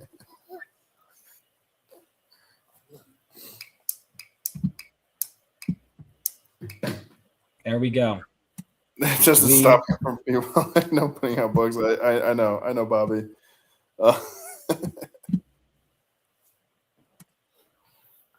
What doesn't stop people from putting bad art or not being able to do art? Yeah. That is true. How do we want to celebrate this? We'll do. Somebody just needs to drop a cool 500. Yeah, someone needs to just pay up piggies. It's not also now the Animal Farms or Angel Studios freaking what happened with them? Oh wait, hold on, here we go. Sorry, they fumbled the bag so bad, dude. Somebody did a really good video about it, like talking about like people kind of need to talk about it because they had a couple big movies, Sound of Freedom, which was a huge success. Huge. I love that movie. Yeah, and then also David. I haven't seen it, but I've heard great things about it. Was David good? And then, dude, what was this? They got like an Andy Serkis directed. That was disappointing. Well, apparently he was in the National Socialist Party in the 90s. So National Socialist? Yeah. Yeah, well, I mean, yeah. I mean, did Orwell not like capitalism too? Yeah, but was not the point of Animal Farm. And so, wasn't there other writings where he did that? Yeah, like not commenting on communism in the book about communism is kind of wild. Yeah. And then for Angel Studios, the base company, to take an anti-communist story. Well, they're like a really Christian. Well, I say Christian, right? But they're Mormon. But the Chosen so far has been good though. I've heard, yeah, but they've had problems with them too. Like Chosen started with them, but they've left, and there was like a lawsuit too between them. Really? Yeah, I mean there's actually more drama than I knew. Yeah, so I mean, like they did the whole thing of like, I guess when the movie ends, you can pay it forward with the tickets, which that's being called into question now. And so, yeah, there's a lot going on, and yeah, I guess there was issues with the contract with the streaming.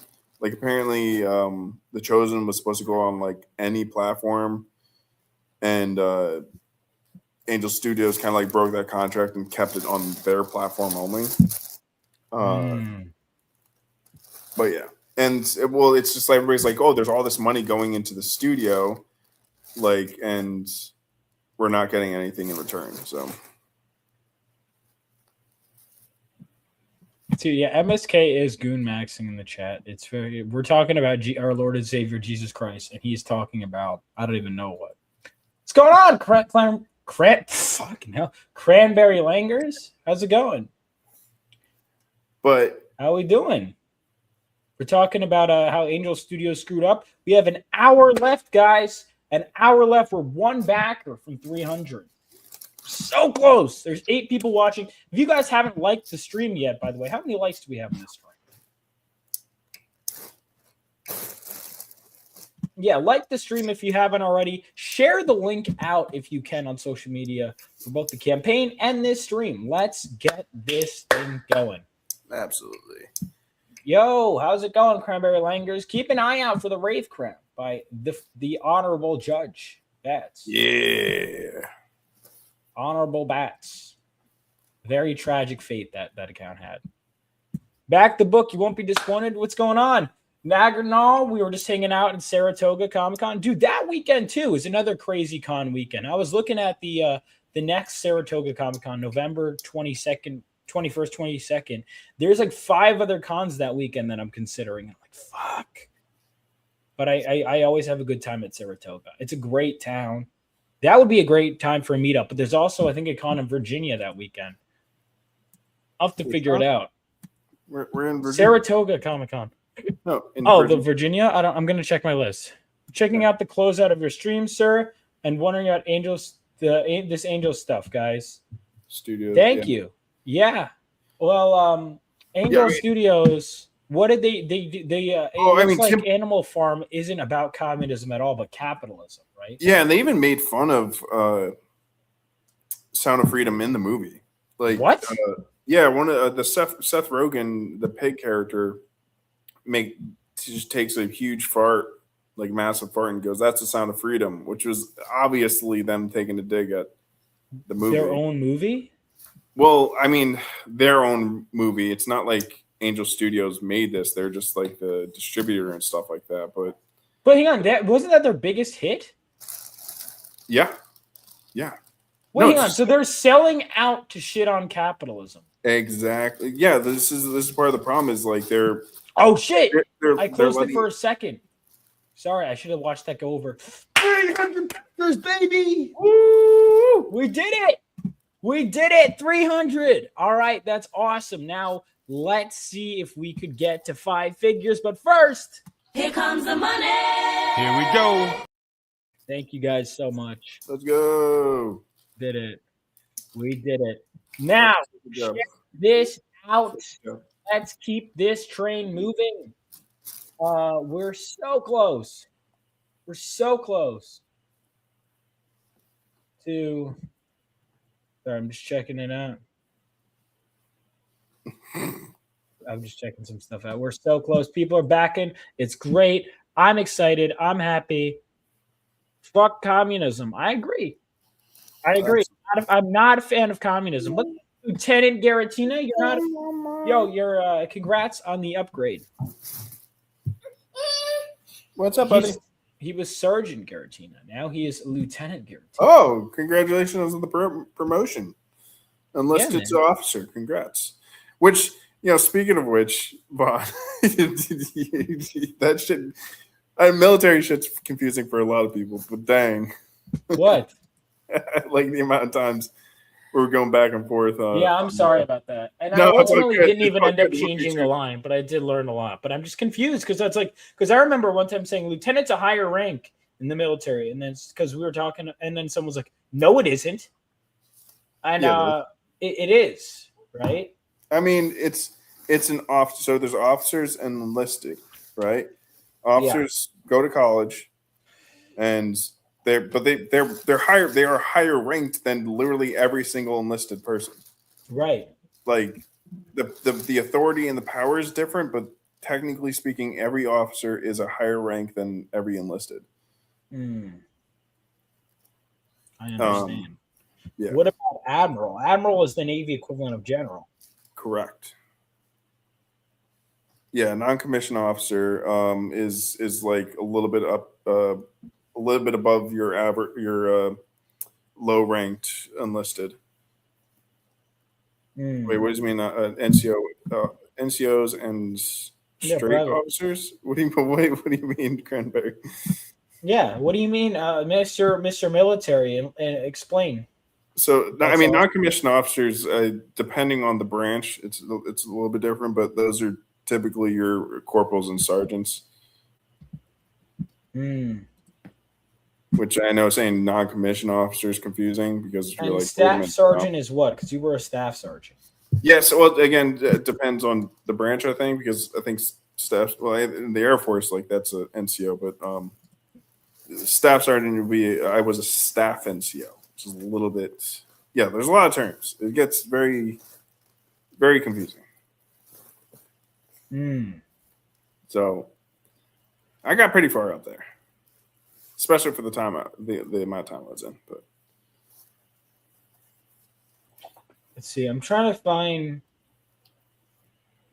And then, if you want to get more confusing, there's warrant officers. Yeah, dude, it can get confusing. Yeah. This is so fucking funny. Oh, what about homosexuality? Yeah, he's asking about straight officers. What about homosexual officers? Oh, that's the Navy. You know, warrant officers are cool, are they? Yeah, typically speaking. I mean, most of them are cool. Some of them are the biggest dicks ever, but generally speaking, they're cool. You like those, right?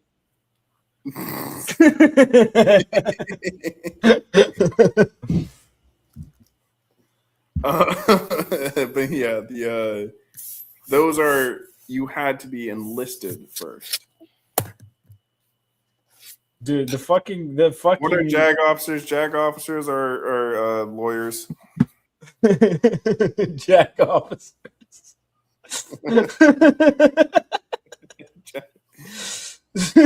There should be a thing. JAG officer should be Jack officer. That'll be a character in the Phenomenova universe. Jack. No, don't touch. Don't touch. Jack the officer. Jack officer. Making officers.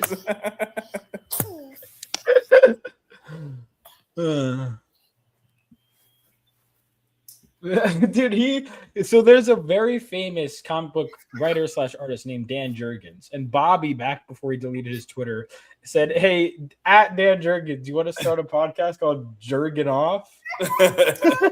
He never responded. It was like, dude, why the fuck would you tweet that? That's a great tweet. 9,600. This is good, but it can be better.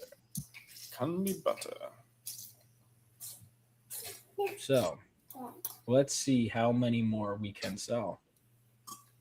Yeah, and he did it because he wouldn't bother.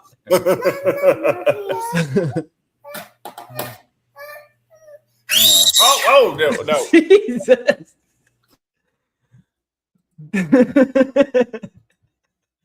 I hope Bats is getting screamed at more. Big Brother took the little brother's water bottle. So. Big Brother? 1984? Are they going to make that anti-capitalist too?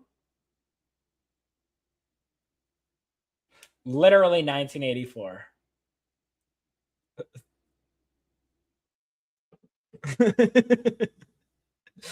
All right, 300 backers. We're $400 away.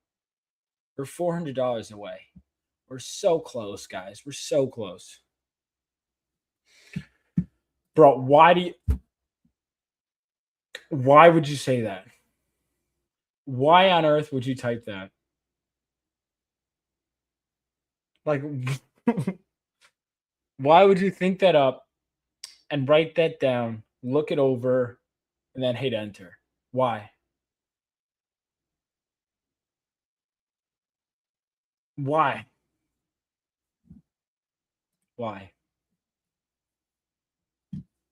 Unbelievable. Unbelievable. Let's go again through the tiers real quick. We got the main cover. We got the homage cover by Bobby here in the chat. We got the V. Ken Marion cover. Let me go ahead and tag. You know what? Let me make a post.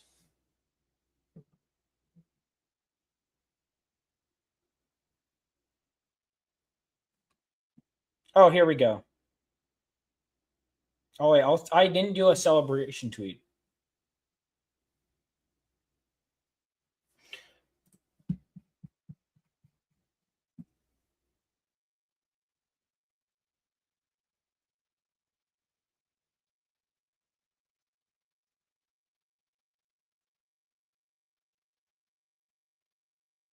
Issue 4.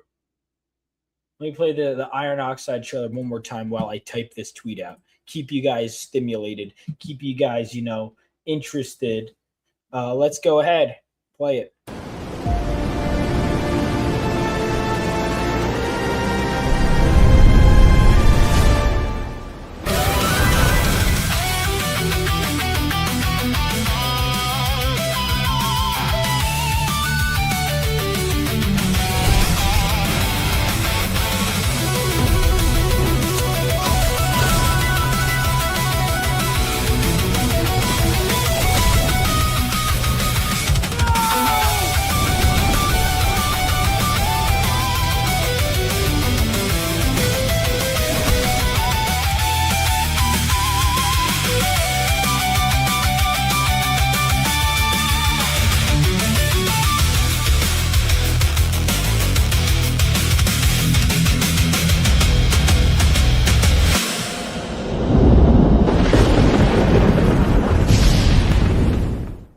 My name is Miles Hanksley.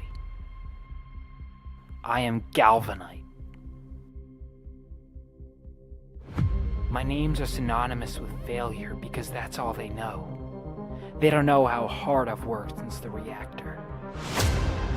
Today, I will prove that I'm not a failure. I am worthy of joining Phenomenova.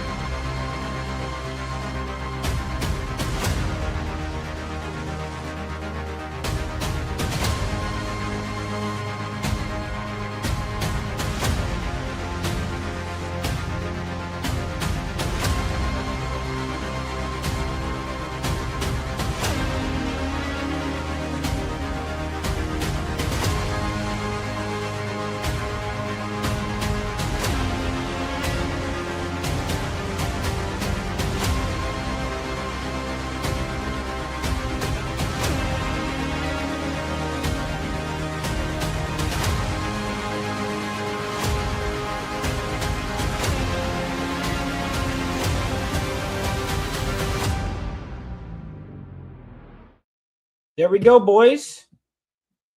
Tweet fired up.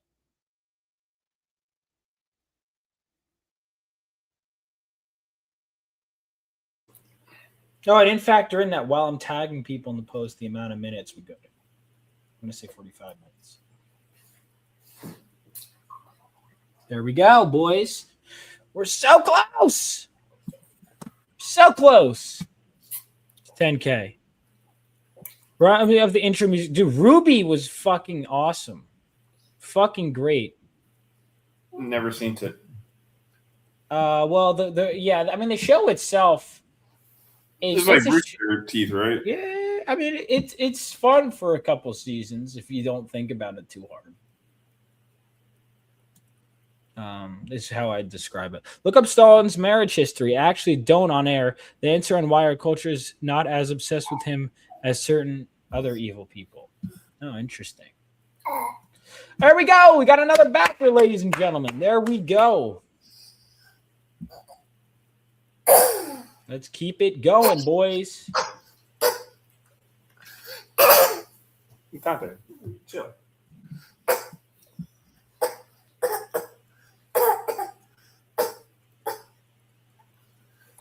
Come on, boys. 301 backers. We good, Maxon. I can't. I would play it on air, but I don't think I can. I kind of want to stay on this screen as much as I can just to see the numbers go up and get. But I would like to do other stuff. Yeah, that's not unhealthy. I don't know. Yeah, maybe it is. I'm trying to think because the Star Fox that I wanted to talk about. Apparently, aliens. There's some alien related stuff going on. With what? Oh yeah, the mega pastors. What's going on? Let in by the government to know that there's some big information going to be revealed that aliens are going to be that they have like evidence that aliens are real. But mega pastors. What is a mega pastor exactly? Like they run mega church. So they're like a pastor of a mega church, like those big, huge, massive buildings that hold as many people as possible. You know what I'm talking about now? Yeah. So yeah, I mean, most of them are like just CIA psyops, like literally. So yeah, it's all a psyop to attempt to break people away from Christianity. Yeah, like yeah, exactly. It's like, oh well, first of all, we've known about them. There's been documented instances of UFOs since the 1940s, at least. With Foo Fighters, that's where the term Foo Fighters comes from. One of the most famous and it's like now. Why are they revealing it now? Yeah, but then remember, like 5 years ago or so, like the government released like footage of UFOs. Notice how recordings from the military, and they were all just dumb and just not like obviously fake or hang on. This is where you're not based. All right, sure. Aliens are fucking real, 100%. You don't believe in aliens? Aliens are demons. I don't know about that. Hang on. Here's the thing. So far from what I've read, I mean, I don't see how aliens. I mean, you can believe they're demons, but I don't necessarily know that. You think aliens can't exist? Yep, very right. He's got it. I mean, I don't know, but like I think we have more evidence that shows that they're demons than anything really right now. But do you think like genuine thought exists? Because I'm Christian too. I have always believed in aliens. I've also believed in a higher power. I don't see it as inherently contradictory. I mean, I used to be like, no, there has to be aliens out there, but now I'm more leaning to the fact that like, yeah, I think it's actually more likely they're just demons. I think my beliefs on aliens have remained unshaken. I mean, I'm willing to accept the possibility that they're demons. Well, yeah, there's definitely millions of planets out there. So if you think, well, there's millions of planets, surely there's life out there. But it's also kind of crazy that we've seen that, like we've been able to observe thousands of planets and not a single sign of life on any of them. You think we haven't seen any sign? Oh, well, because the government told us we haven't seen signs of life. That means that we haven't seen signs of life. We have. Dingus. We've seen tons of them. Like what? Yeah. Okay. What are the signs of life? Signs of life? Okay. For example, how come we've had that UFO footage? We've seen tons of UFO footage. Yes, the UFO footage, like point when that hasn't been debunked like crazy. Explain Roswell. It's been debunked. How has it been debunked? I said no. I said show me one that hasn't been debunked. Hasn't been debunked? That one's been debunked? Show me which one? We're not even talking about a specific one. What do you?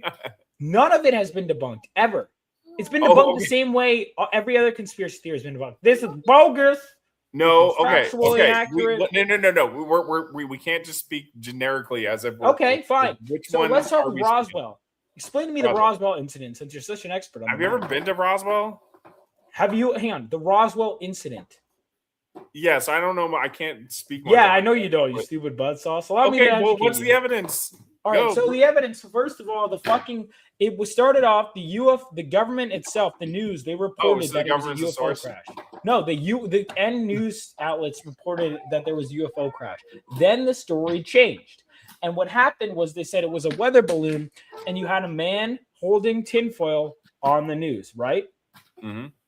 Then that same man later came out and said, no, I was told to pose with that. I never saw the actual crash site. They just wanted to distract people from what was going on. He said this. Okay. Why would they lie about that? Unless they were covering something up. I mean, I'm sure they were covering something up, but that's not...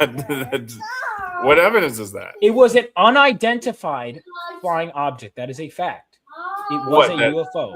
There's footage of it? No, it was well documented. Well, okay, UFO does not necessarily mean. Dude, aliens. is there photos of George Washington? Then how do we know he's not real? There's no footage. Okay. I'm not saying that it could have been demon activity. It could have been a lot of things. I know, but it doesn't say UFO. that it's like, oh, that's proof aliens exist. That's actually not proof. Shit. Do you believe? Let me guess. Do you think Mothman is fake too? You fucking stupid butt sauce. Wait, no, that one's real. That's a real demon. What are you talking about? It could be a demon. Aliens are not real. Fuck you, MSK. Demons are with us now. They are called women. So I remember. MSK, do you want the? I'm going to send MSK the link in case he wants it. You do remember though? You remember like 5 years ago when the government like released a bunch of UFO footage, right? Yeah. Like it was like the same time like I think some Epstein information was coming out. Oh too. No, listen. I think they have proof that aliens do in fact exist, but they're going to reveal it at the worst times in the worst ways in the most partisan way. But it is real.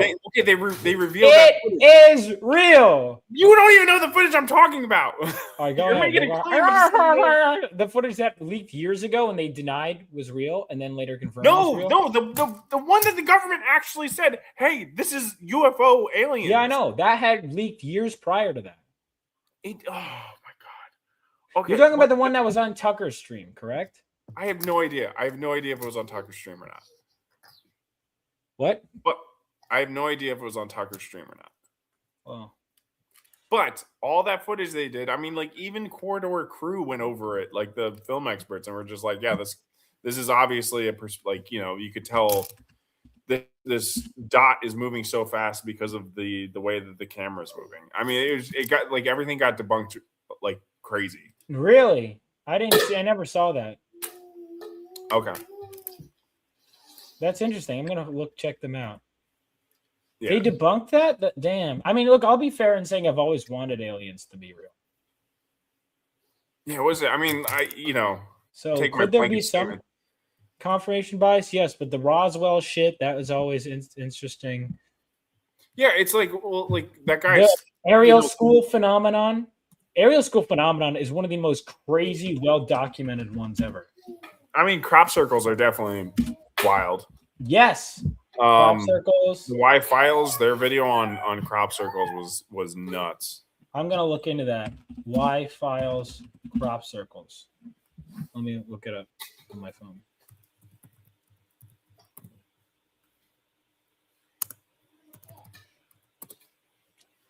I don't watch the Y Files enough. I was told to watch them more.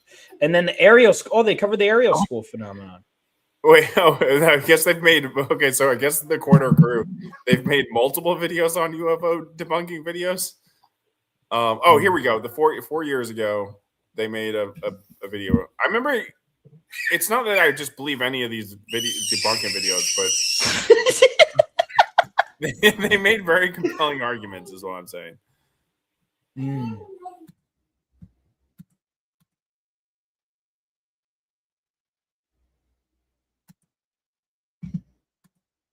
Or put my pile of arguments. I'm my sauce. I put the video in the private chat. All right, let's fucking. How long is this video? I have no idea. It's probably too long for you to watch. This is cope. Aliens might be cooler than us, or they might be less advanced. We don't know. The quartering is in outer space.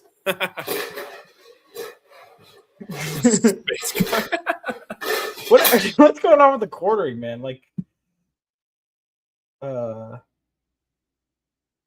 is he all right? I mean, I don't think he is. Sounds like he's not. I mean, the guy that has been like a meme about his like I'm being attacked, cancel culture, which cancel culture is an issue and everything, but like the guy who built his entire career on it ends up going and canceling the Kino Casino, and everybody's just like, yeah. God bless Kino Casino, by the way.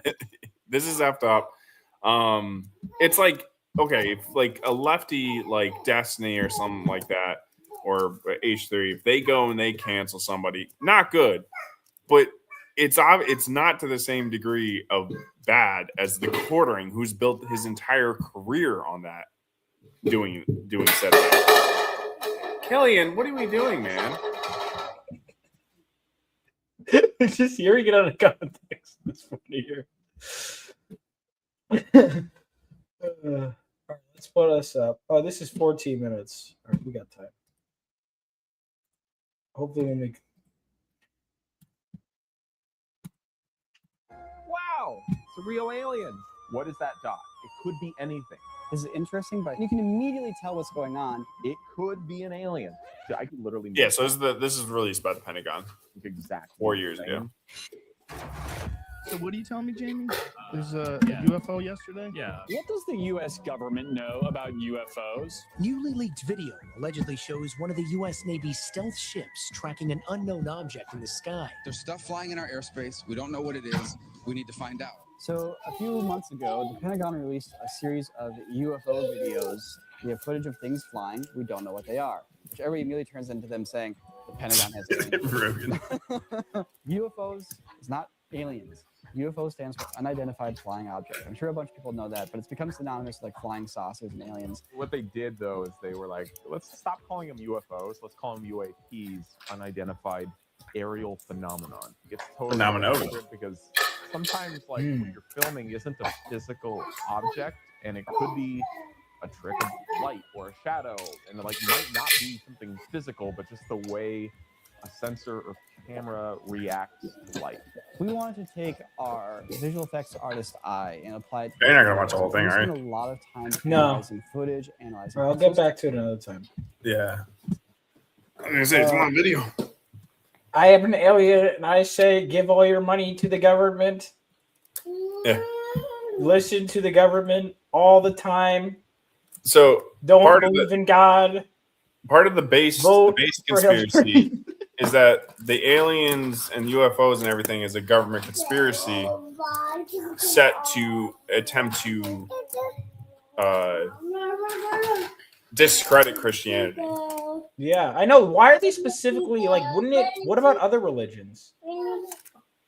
Well, it's because Christianity's Christianity true. bad. So yeah, I know. Christianity bad. Like, okay, wouldn't that also apply to Judaism and Islam if we were gonna keep that argument? Like, why are only Christians? It's Bible debunking. What about Torah and fucking Quran debunking? Why are we only talking about Christianity? Notice how they always go after specifically Christianity. Very interesting. Specifically that. Space is fake and demonic. I disagree. And I don't know. If you want the link, by the way, let me know. I forgot to mention that. Aliens got the Pope, too. You think they got the Pope? They, like, abducted him? What do you mean they got him? Explain yourself. We're so close, guys. Cranberries based. What is he saying? Well, the Pope is also part of the CIA side out there. We respect people differing. No, faiths, but look, like, Yeah, the Pope is definitely a commie. I mean, he's a universalist. You don't know what that means, do you? Enlighten me. Hold on, I'm writing something. Well, it's like he believes that every like every other religion is basically the same. They just are just a little bit confused. It's why he can go to a mosque and say it's a proper place to worship God. That's not which is insane. You're not supposed like, and I can respect other things, but I'm not the fucking Pope. You know? Yeah. Well, I mean, the problem is, the problem is that, yeah, I'm not going to get into it. It's too much into it, but. Are aliens real? Let's see what the chat thinks. Vote in the chat. Put a poll in there. There we go. We got most people are agreeing with me. Okay. All right. Yes. So, the masses fallacy, huh? No. The mass says it's true. It must be true, huh? No. They're turning on me now. Fuck. Well, it's a small sample size, so that doesn't really matter that much. So,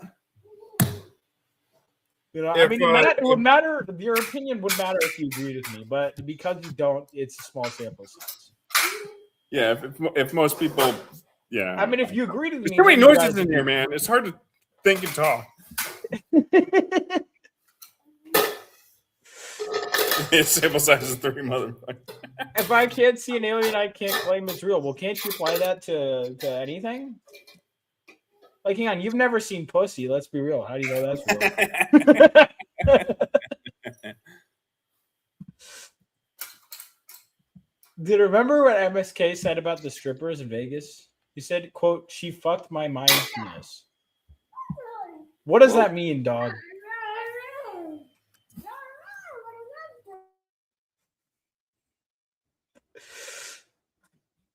All right. We're at 50-50. What is this communist everyone is equal bullshit? We need a definitive answer from the chat. And then I can move on to Phenomenova related polls.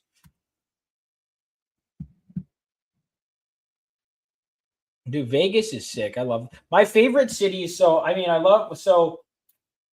York and LA are like our basic answers. I love New Orleans. New Orleans is up there. I love Vegas. I love Boston. Those are probably my favorite cities so far. I didn't get to spend a lot of time in Austin, but I liked from what I saw of it. I've explored, but yeah, Vegas.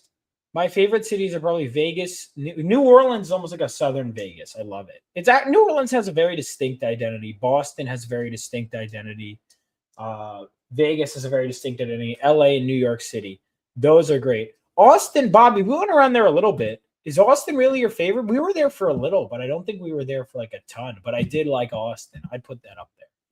I'm going to be in Houston and Austin later this year. I'll be at Denver. I'll be at Phoenix. I didn't get to explore a ton of Phoenix. I was mostly in the convention center. What do you mean? There are some good cities I just named you. Yeah, NYC. I said NYC, didn't I? If I didn't, I meant to. And I said it in my mind. If I didn't say it out loud. NYC is good. All right, let's check back in on the chat and see. Guys, we're at a 50-50%. You know what? Fuck it. I'm ending it there. You guys deserve a communist answer because you voted like communists. 3-3. All right, now next poll. So I'm still waiting for any signs of life. Well, I'm trying to close out a campaign so I could go and pull it up and send you mountains of evidence. But right now, all right, so the aerial school phenomenon. Mass hysteria experts could not fucking explain. But let me guess, butt sauce has an explanation better than what are we talking about? The aerial school phenomenon. Yeah, I'm not familiar. Yeah, of course you're not, because you're stupid butt sauce. All right, so hold on. We're going to vote on the best issue 4 cover. Real quick. I was surprised. This is the first time I think the main cover isn't the most popular. It's almost always the most popular cover. Well, I mean, sales-wise, it still is because people just default to the main. But I think it's the first time where like it's been comparable. I'm pretty sure. I'll check overall, but the V-Ken variant between the holofoil and the main, I'm pretty sure is comparable. Sales-wise. To be fair, there's twice as many. So you could argue the same thing with the Vivacity cover, actually. So maybe that's not fair. So let's see. All right. All right, we'll get the aliens. I'll do a whole stream on it. You know what? I'm gonna host an aliens debate. Are aliens real debate? Wait. I was on mute. Yeah, I'm gonna host a stream on aliens. We're gonna do Doug. I gotta do more streams, like more fun streams. I keep overthinking it. I'm like, I have to do this. I have to do this. We're just gonna have fun streams. I gotta just do more of them. But Yeah, we you got just phenomenal. I just need to do them and stop overthinking it. All right, so we got the main cover here, which has all these. One of the reasons I love it is we're working on these characters forever. This is a rejected thumbnail for issue 3. Same thing with the issue 5 cover. But it was one that I was like, let's save this for 4. It has all of these characters here, and I really like the layout. It's nice, it's simple, and it's a great calling card for my series. We got the 7 characters here. That's why I love it. It's done by the main team. I love it. Then we got the Vivacity cover, which is an homage to Uncanny X-Men 176 by John Romita Jr. That cover done by Bobby here in the chat. Even the colors are done by Bobby. And then we got the V. Ken Marion Andrew Dollhouse cover right here, which of course there's the hollow foil as well. It's probably going to look a little different, probably a little better when I get it done by a professional. But right here, the V. Ken Marion cover. Check that out. Then we got the 48-hour cover right here by Bobby Chrysafis. So Bobby has a 50% chance of winning this poll, I guess. You're going to have to vote for yourself, but you can only vote on one of them.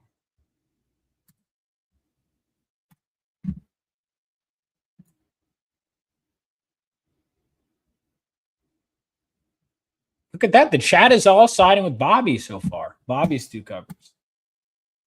Did you make multiple accounts, Bobby? Really? No votes for the V or the main yet. But then again, I've only had a few. Again, the chat is a very small sample size. My backer numbers are showing me that the favorites so far are the main and the V. But the chat is giving me different answers. So let's see.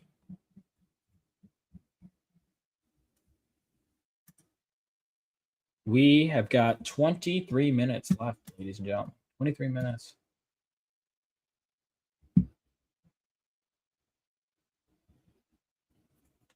We are so close. So close.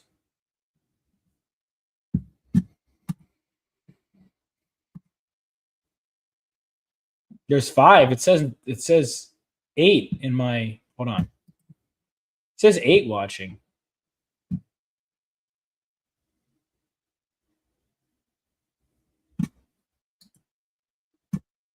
You need to host me and ours a Legend of Korra debate. You and ours a what? Legend of Korra debate. I haven't rewatched Legend of Korra. Is he a big fan of it? Take it. You're not. Yeah, he keeps defending it. I don't think he's like a big fan, but he's like, it's not that bad. I'm like, it's absolutely terrible. Like, it destroys like everything from the original series. Like no, you're not, MSK. You're not. You're not finishing up a threesome. That's not happening. They make Aang a bad dad. Wait, why? What did Aang do again? I've seen the series. I'm just trying to remember what Aang did. That. Well, like he only paid attention to his airbending son, and like basically fucked off on the other 2 kids. Yeah, I'm not crazy about that. I forgot about that because I thought that was what the kids were saying, but I guess you never hear an alternative. Yeah, and yeah. All right, buddy.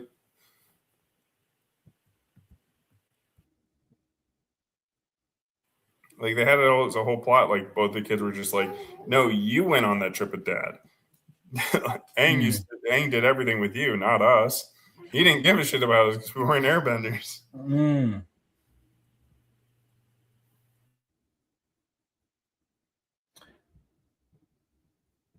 Yeah, all right. So that's interesting. We got explaining crowdfunding to your average person at a convention is also they just can't get it. I literally have walked people through it. Like one guy at the convention, I said, if you back the book and you pre-order it, you can get it. And he just sends me $10. I'm like, oh, you could just got the rewards. He's like, I don't understand that. I'm like, I could walk you through it, or you could learn it. He's like, I'll learn it later. So maybe he'll get his book, maybe he won't. Either way, he backed, and I appreciate it. But I always try and help people get the rewards. But people, that's the thing. You got to understand the crowdfunding. Like, I'm very grateful for these sales, but and this is used to make mostly to fund the production. Whatever is left over, I'm going to put towards my next thing. But yeah, grab what you can, guys. Grab the mini prints, grab everything you can, because I'm not going to be promoting this as heavily after this. So, and it's not going to be in demand very long. So you guys have 20 minutes. 20 minutes. Yeah. They don't. No, or it's not that they don't get it. They intentionally, they don't really go to cons. It's I mean, it's capitalizing on a small audience, you know. But yeah, I mean, most of my convention sales these days, it used to be it was originally just crowdfunding because I didn't have a book to sell at cons. And then it was like I was only doing small cons because I was testing the waters. Nowadays, I make most of what I make and sell most of what I sell at conventions. But the crowdfunding is still important, you know? It's still really important. Like, this is nothing to scoff at. 301 backers, because a backer sometimes buys more. It's part of a whole game plan. Yeah, it's not like you don't put your bags. Never put all of your bags in just crowdfunding, in my opinion. Because to make a living off of crowdfunding, you have to have a lot. You're constantly selling the idea of a book. And there's that instant gratification is kind of lost. When people buy something, most people just want it. They don't want to know, oh, it's going to be done soon. So that's why, that's not me shitting on crowdfunding. That's me praising it, because those of you that back it, it means a lot, because I know the average person won't go the extra mile that my backers go. And that is why my backers mean the absolute world, right? It's because you guys have put your faith in me, put your money in me, before anything else, and that's why I try my best to reward you with all these special covers and everything. To give you guys an opportunity that no one else has, to make it, you know, so that way if you do back before it's out, that it actually means something, right? Because it matters. It matters a great deal. And all this money, this is nothing to scoff at. You know, this is good for production. I have a lot that I'm working on at the moment, so I don't know if I will keep any of this. Like, I definitely will have some left, but like I think it's important to just put it, because I know my next project I want to fund with it, and I think it's an economically a better move to just invest what I have left from this campaign, and then convention money, it can be my money, you know. To an extent, I still invest some of that too, but like my numbers are going up. I have a couple things like I'm kind of like, you know, hammering home on some stuff. There's an idea of a book that comes out before 6 years. Some sort of abstraction. Come on, guys. It's been this is the thing. It's been this is probably the slowest moving last 48 hours I've had. For my main campaign, you know. Maybe not. Come to think of it, maybe not. I don't know. Has it? Probably not. I'm probably just overthinking it.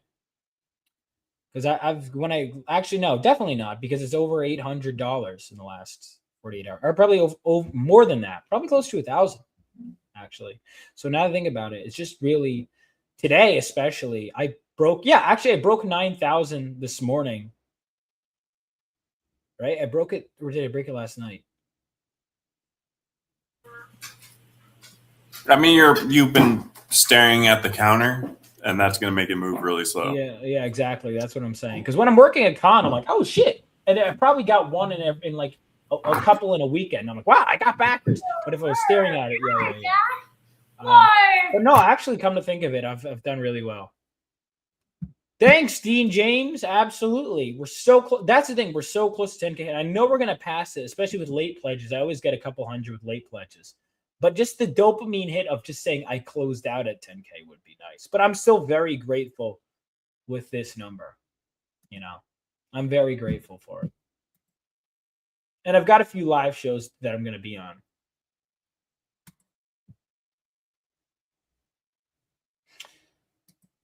All right, let's check in on the chat. What's everyone's favorite? No votes for the Viken Marion cover in the chat? That's weird because it's almost always seen as the favorite.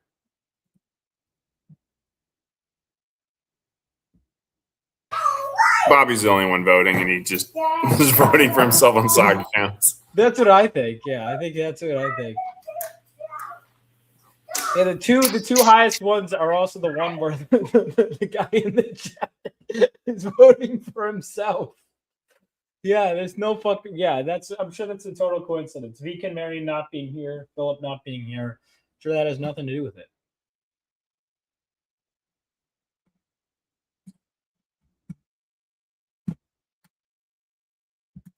Now everyone's putting the. All right, let me go through again.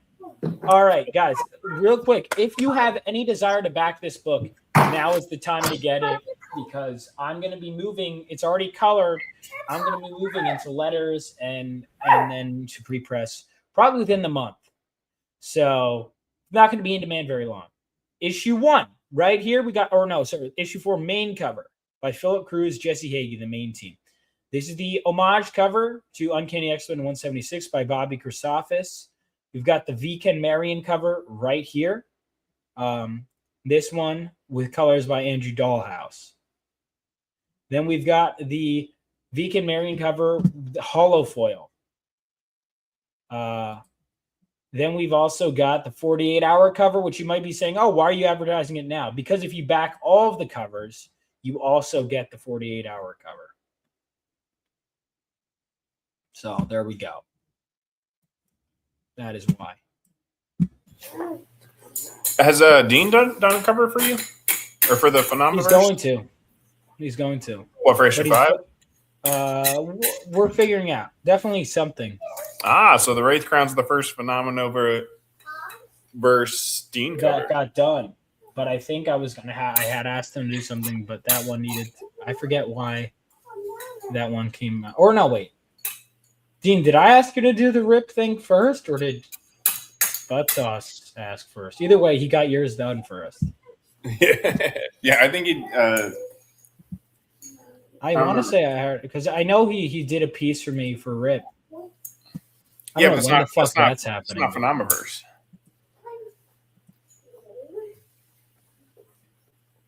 Yeah, the Viken Marion one is cool. You should get it, Cranberry Langers. You should get it before it's too late. All the variant covers are going to be limited edition.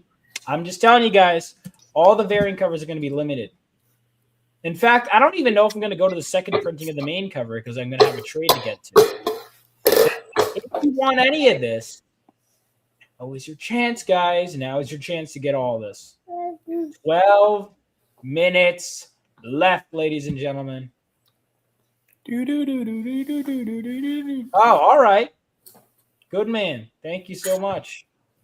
The main cover. Look, I almost always go for the main cover of campaigns. Almost always. Oh, we're gonna have 10 minutes, but real quick, while we have 11 minutes. All right, I'll show this real quick. You should be like a typical Christian grifter and just be like, every single variant comic comes with its own very special prayer. What? Is that a real thing? Yeah, dude. I mean, when you get the big Christian grifters, they're just like, what is it? There's one guy who's like selling energy drinks, and he's like, what is it? He's like, every single can gets a, or you can pay more to get like a special prayer for. What do you mean a special prayer? Like you just say, I prayed? Yeah. Anyone can do this. Wait, yeah.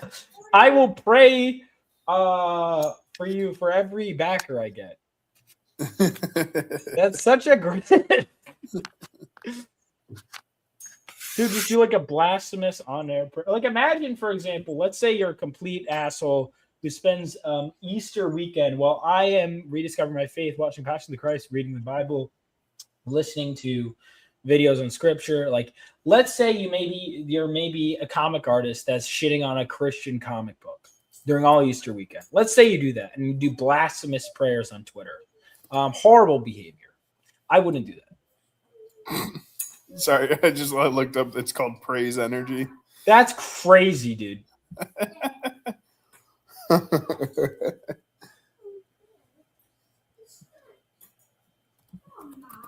Let me see if I can find the ad. We'll play it after the time runs out.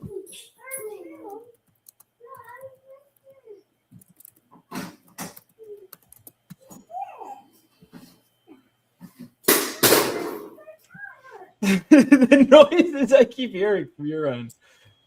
10 minutes. 10 minutes. For every backer we get, all midgets will shrink another inch. Disavow.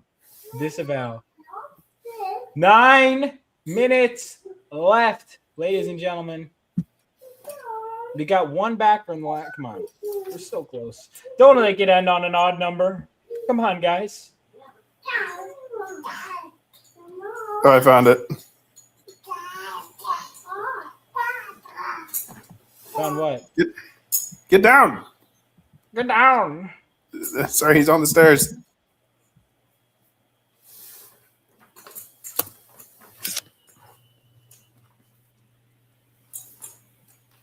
Whoa. Who was that, Dante? What do you mean what? You know what? Yeah, who? All right, put the link in your in the private chat. All right, let's just everybody get on the fucking ground. Yeah, back my book, ladies and gentlemen. All right, we're gonna play this stupid shit. Oh, is this real? Oh, this is. I saw this guy speak at Amfest. Wait, this isn't ironic. Sponsor for our episode is my company, Praise Energy, energy with a higher purpose. We've been developing this company for over a year so that people know that the energy drinks and the hydration that are being put out are Boost the volume. Centered, faith-driven business. Love Jesus and know him as well. There's so many brands out there online that push different agendas and doctrines. And why support those businesses when you can support people who actually want to see the gospel go forth? Our energy drink has 100 milligrams of caffeine that comes from green tea extract, and we use monk fruit, organic cane sugar, and stevia to sweeten the drink to offer the cleanest sweetener possible. Furthermore, every energy drink, electrolyte package, and all of our products are prayed over before it hits our website or even offered in stores. We even have What do you mean it's prayed over? What? I'm sorry. QR code feature. Please sponsor me, Praise Energy Drink. Has 100 milligrams of caffeine that comes from green tea extract, and we use monk fruit, organic cane sugar, and stevia to sweeten the drink to offer the cleanest sweetener possible. Furthermore, every energy drink, electrolyte package, and all of our products are prayed over before it hits our website or even offered in stores. We even have a QR code feature where you can scan our drink and put in a prayer request, and within 24 hours, a physical person from our team will have prayed for your prayer. If you want to know when we go live and offer our products for availability, go to drinkpraise.com, sign up today so you can be the first to know when we launch. Go to drinkpraise.com. Sign up today so you know when we launch energy with a higher purpose. What?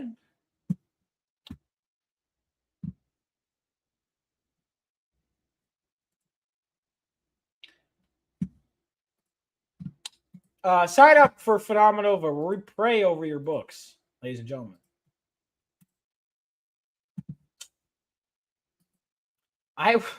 That's what I was saying. Pray for their prayers. What does that mean?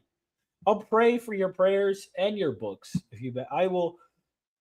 Well, actually, I'm not going to be at the fulfillment center. I'll pray for your books that they arrive in time, which I do anyway. Really, I'm like, please, let's get these out to the backers. But I'll there's a prayer tax though. Yeah, I guess. There's a prayer tax. You got to pay extra for that. You know what I mean? I'm not reading that comment, Bobby. I'm not reading. I'm abstaining from that. Damn, are we really not going to get a last 5-minute backer? Come on. I mean, everyone's at work right now, so it's okay. I won't take it personally. Oh.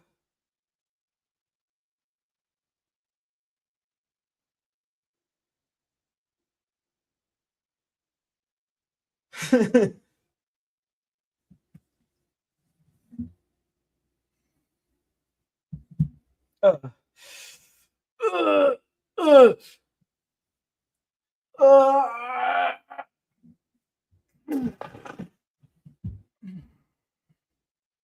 I don't think that's how innovative is spelled, though. Got to be real.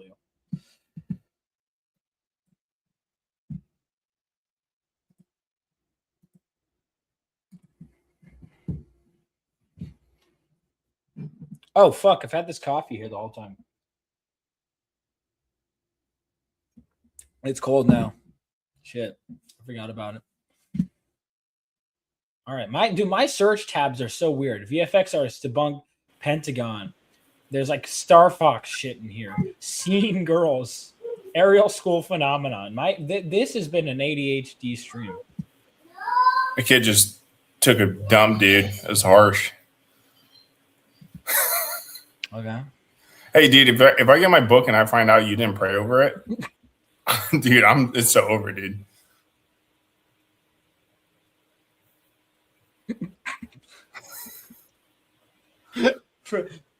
I will pray. Yeah, the Phenomenova team. Yo, tell my artist. Do you pray over those pages? We need proof of prayer.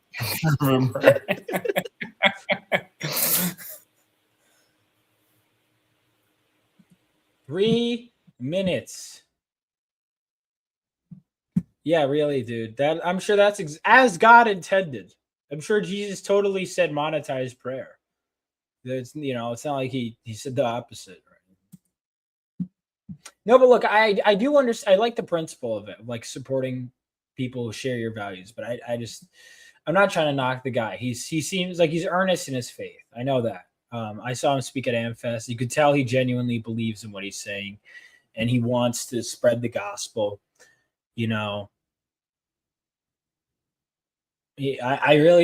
seems earnest, but I can laugh too. It's both can be true. Don't smell your copies, people. No, I'm gonna eat. Whatever. 3 minutes, baby. We're gonna finish on an odd number probably, but that's okay. I'm very, very grateful for everything I got. I really am. Looking at it, yeah, we crossed. Well, I'll wait till the end. 2 minutes, people. 2 minutes. Let's go. Are we going to have a last-minute backer? Probably not, but either way, I'm grateful for this number, even if it is an odd number.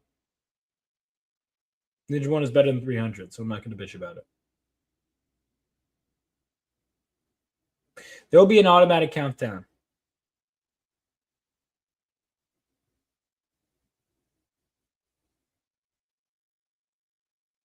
All right, Bobby. That was uncalled for.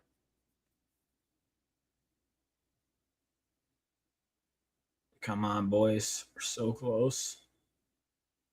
We're so close.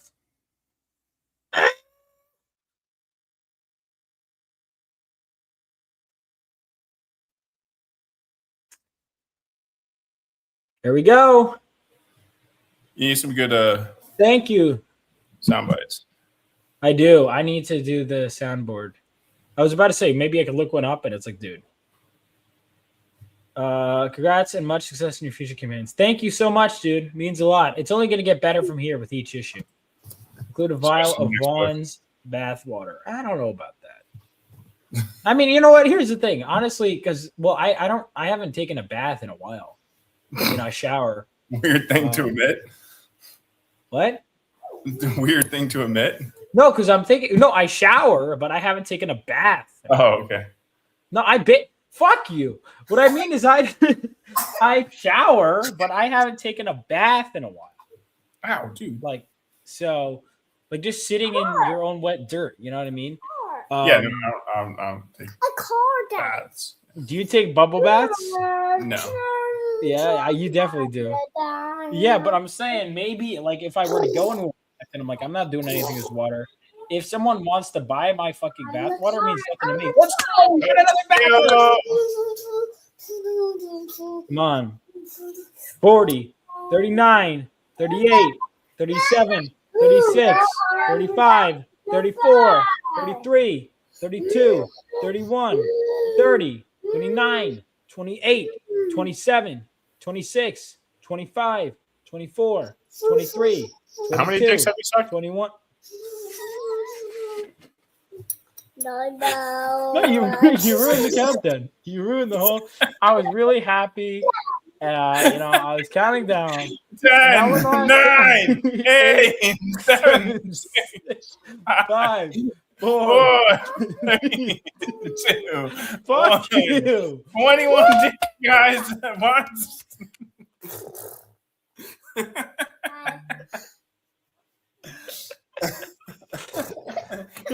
Thank you so much. By the way, someone is watching the stream. No one waits till the last couple seconds to back it. Someone had that pulled up for probably the full hour, to be honest. And was like, I'm going to make Vaughn wait till the last possible second to back. Yeah. It. Thank you guys so much.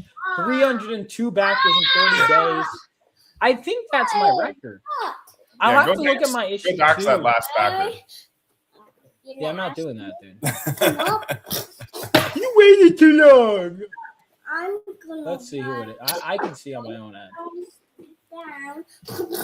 Oh yeah, here's the thing. This doesn't help me because I don't know these people's real names.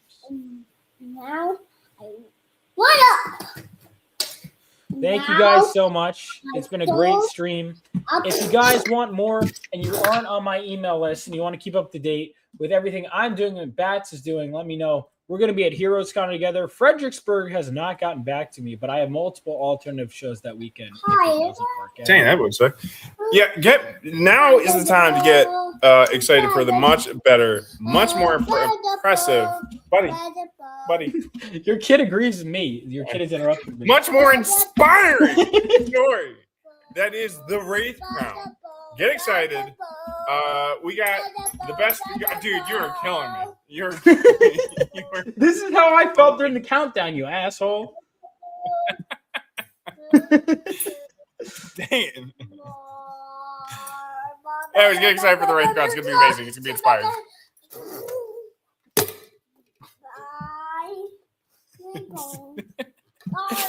The little one just came in and smashed the bowl. Make sure you join my newsletter. And if you guys haven't, real quick, I do want to say I have all the variant covers and past campaigns on my website. I decided, screw it. You know why? Like this, think of this as a con, right? You guys can there's only limited amounts left. And also, whenever I come back from a con, if I've sold variant covers, I subtract them from my website. We have had, since the end of last month, there was only one Final Fantasy VII homage cover left. Only one, and it's on my website. Otherwise, I'll sell it in person. We've also got a couple of the Rini covers, a couple of the issue 2 covers, a couple of the issue 3 covers. So make sure you guys go to my website. And if you want any of those variant covers that you missed out on. Also, we talked about merchandise. We do have merchandise. We'll definitely make those Hawaiian shirts at one point. We have some merchandise. You have any ideas for any more? Check that out. Thank you guys so much. This has been great. And I'm going to go ahead and wrap up the stream and get back to some work because my artist sent me a thumbnail that I want to check out. Thank you guys so much. Anything else you want to say? Creator of Admiral Austria? Oh, that's right. You can't. Haha. No last word for you, fucko. Peace out. Have a great rest of your day. Okay.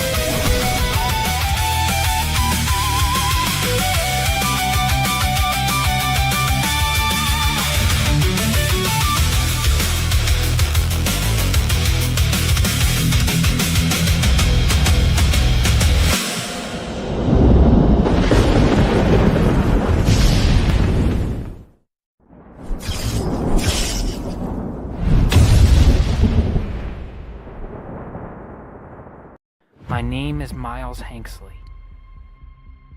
I am Galvanite.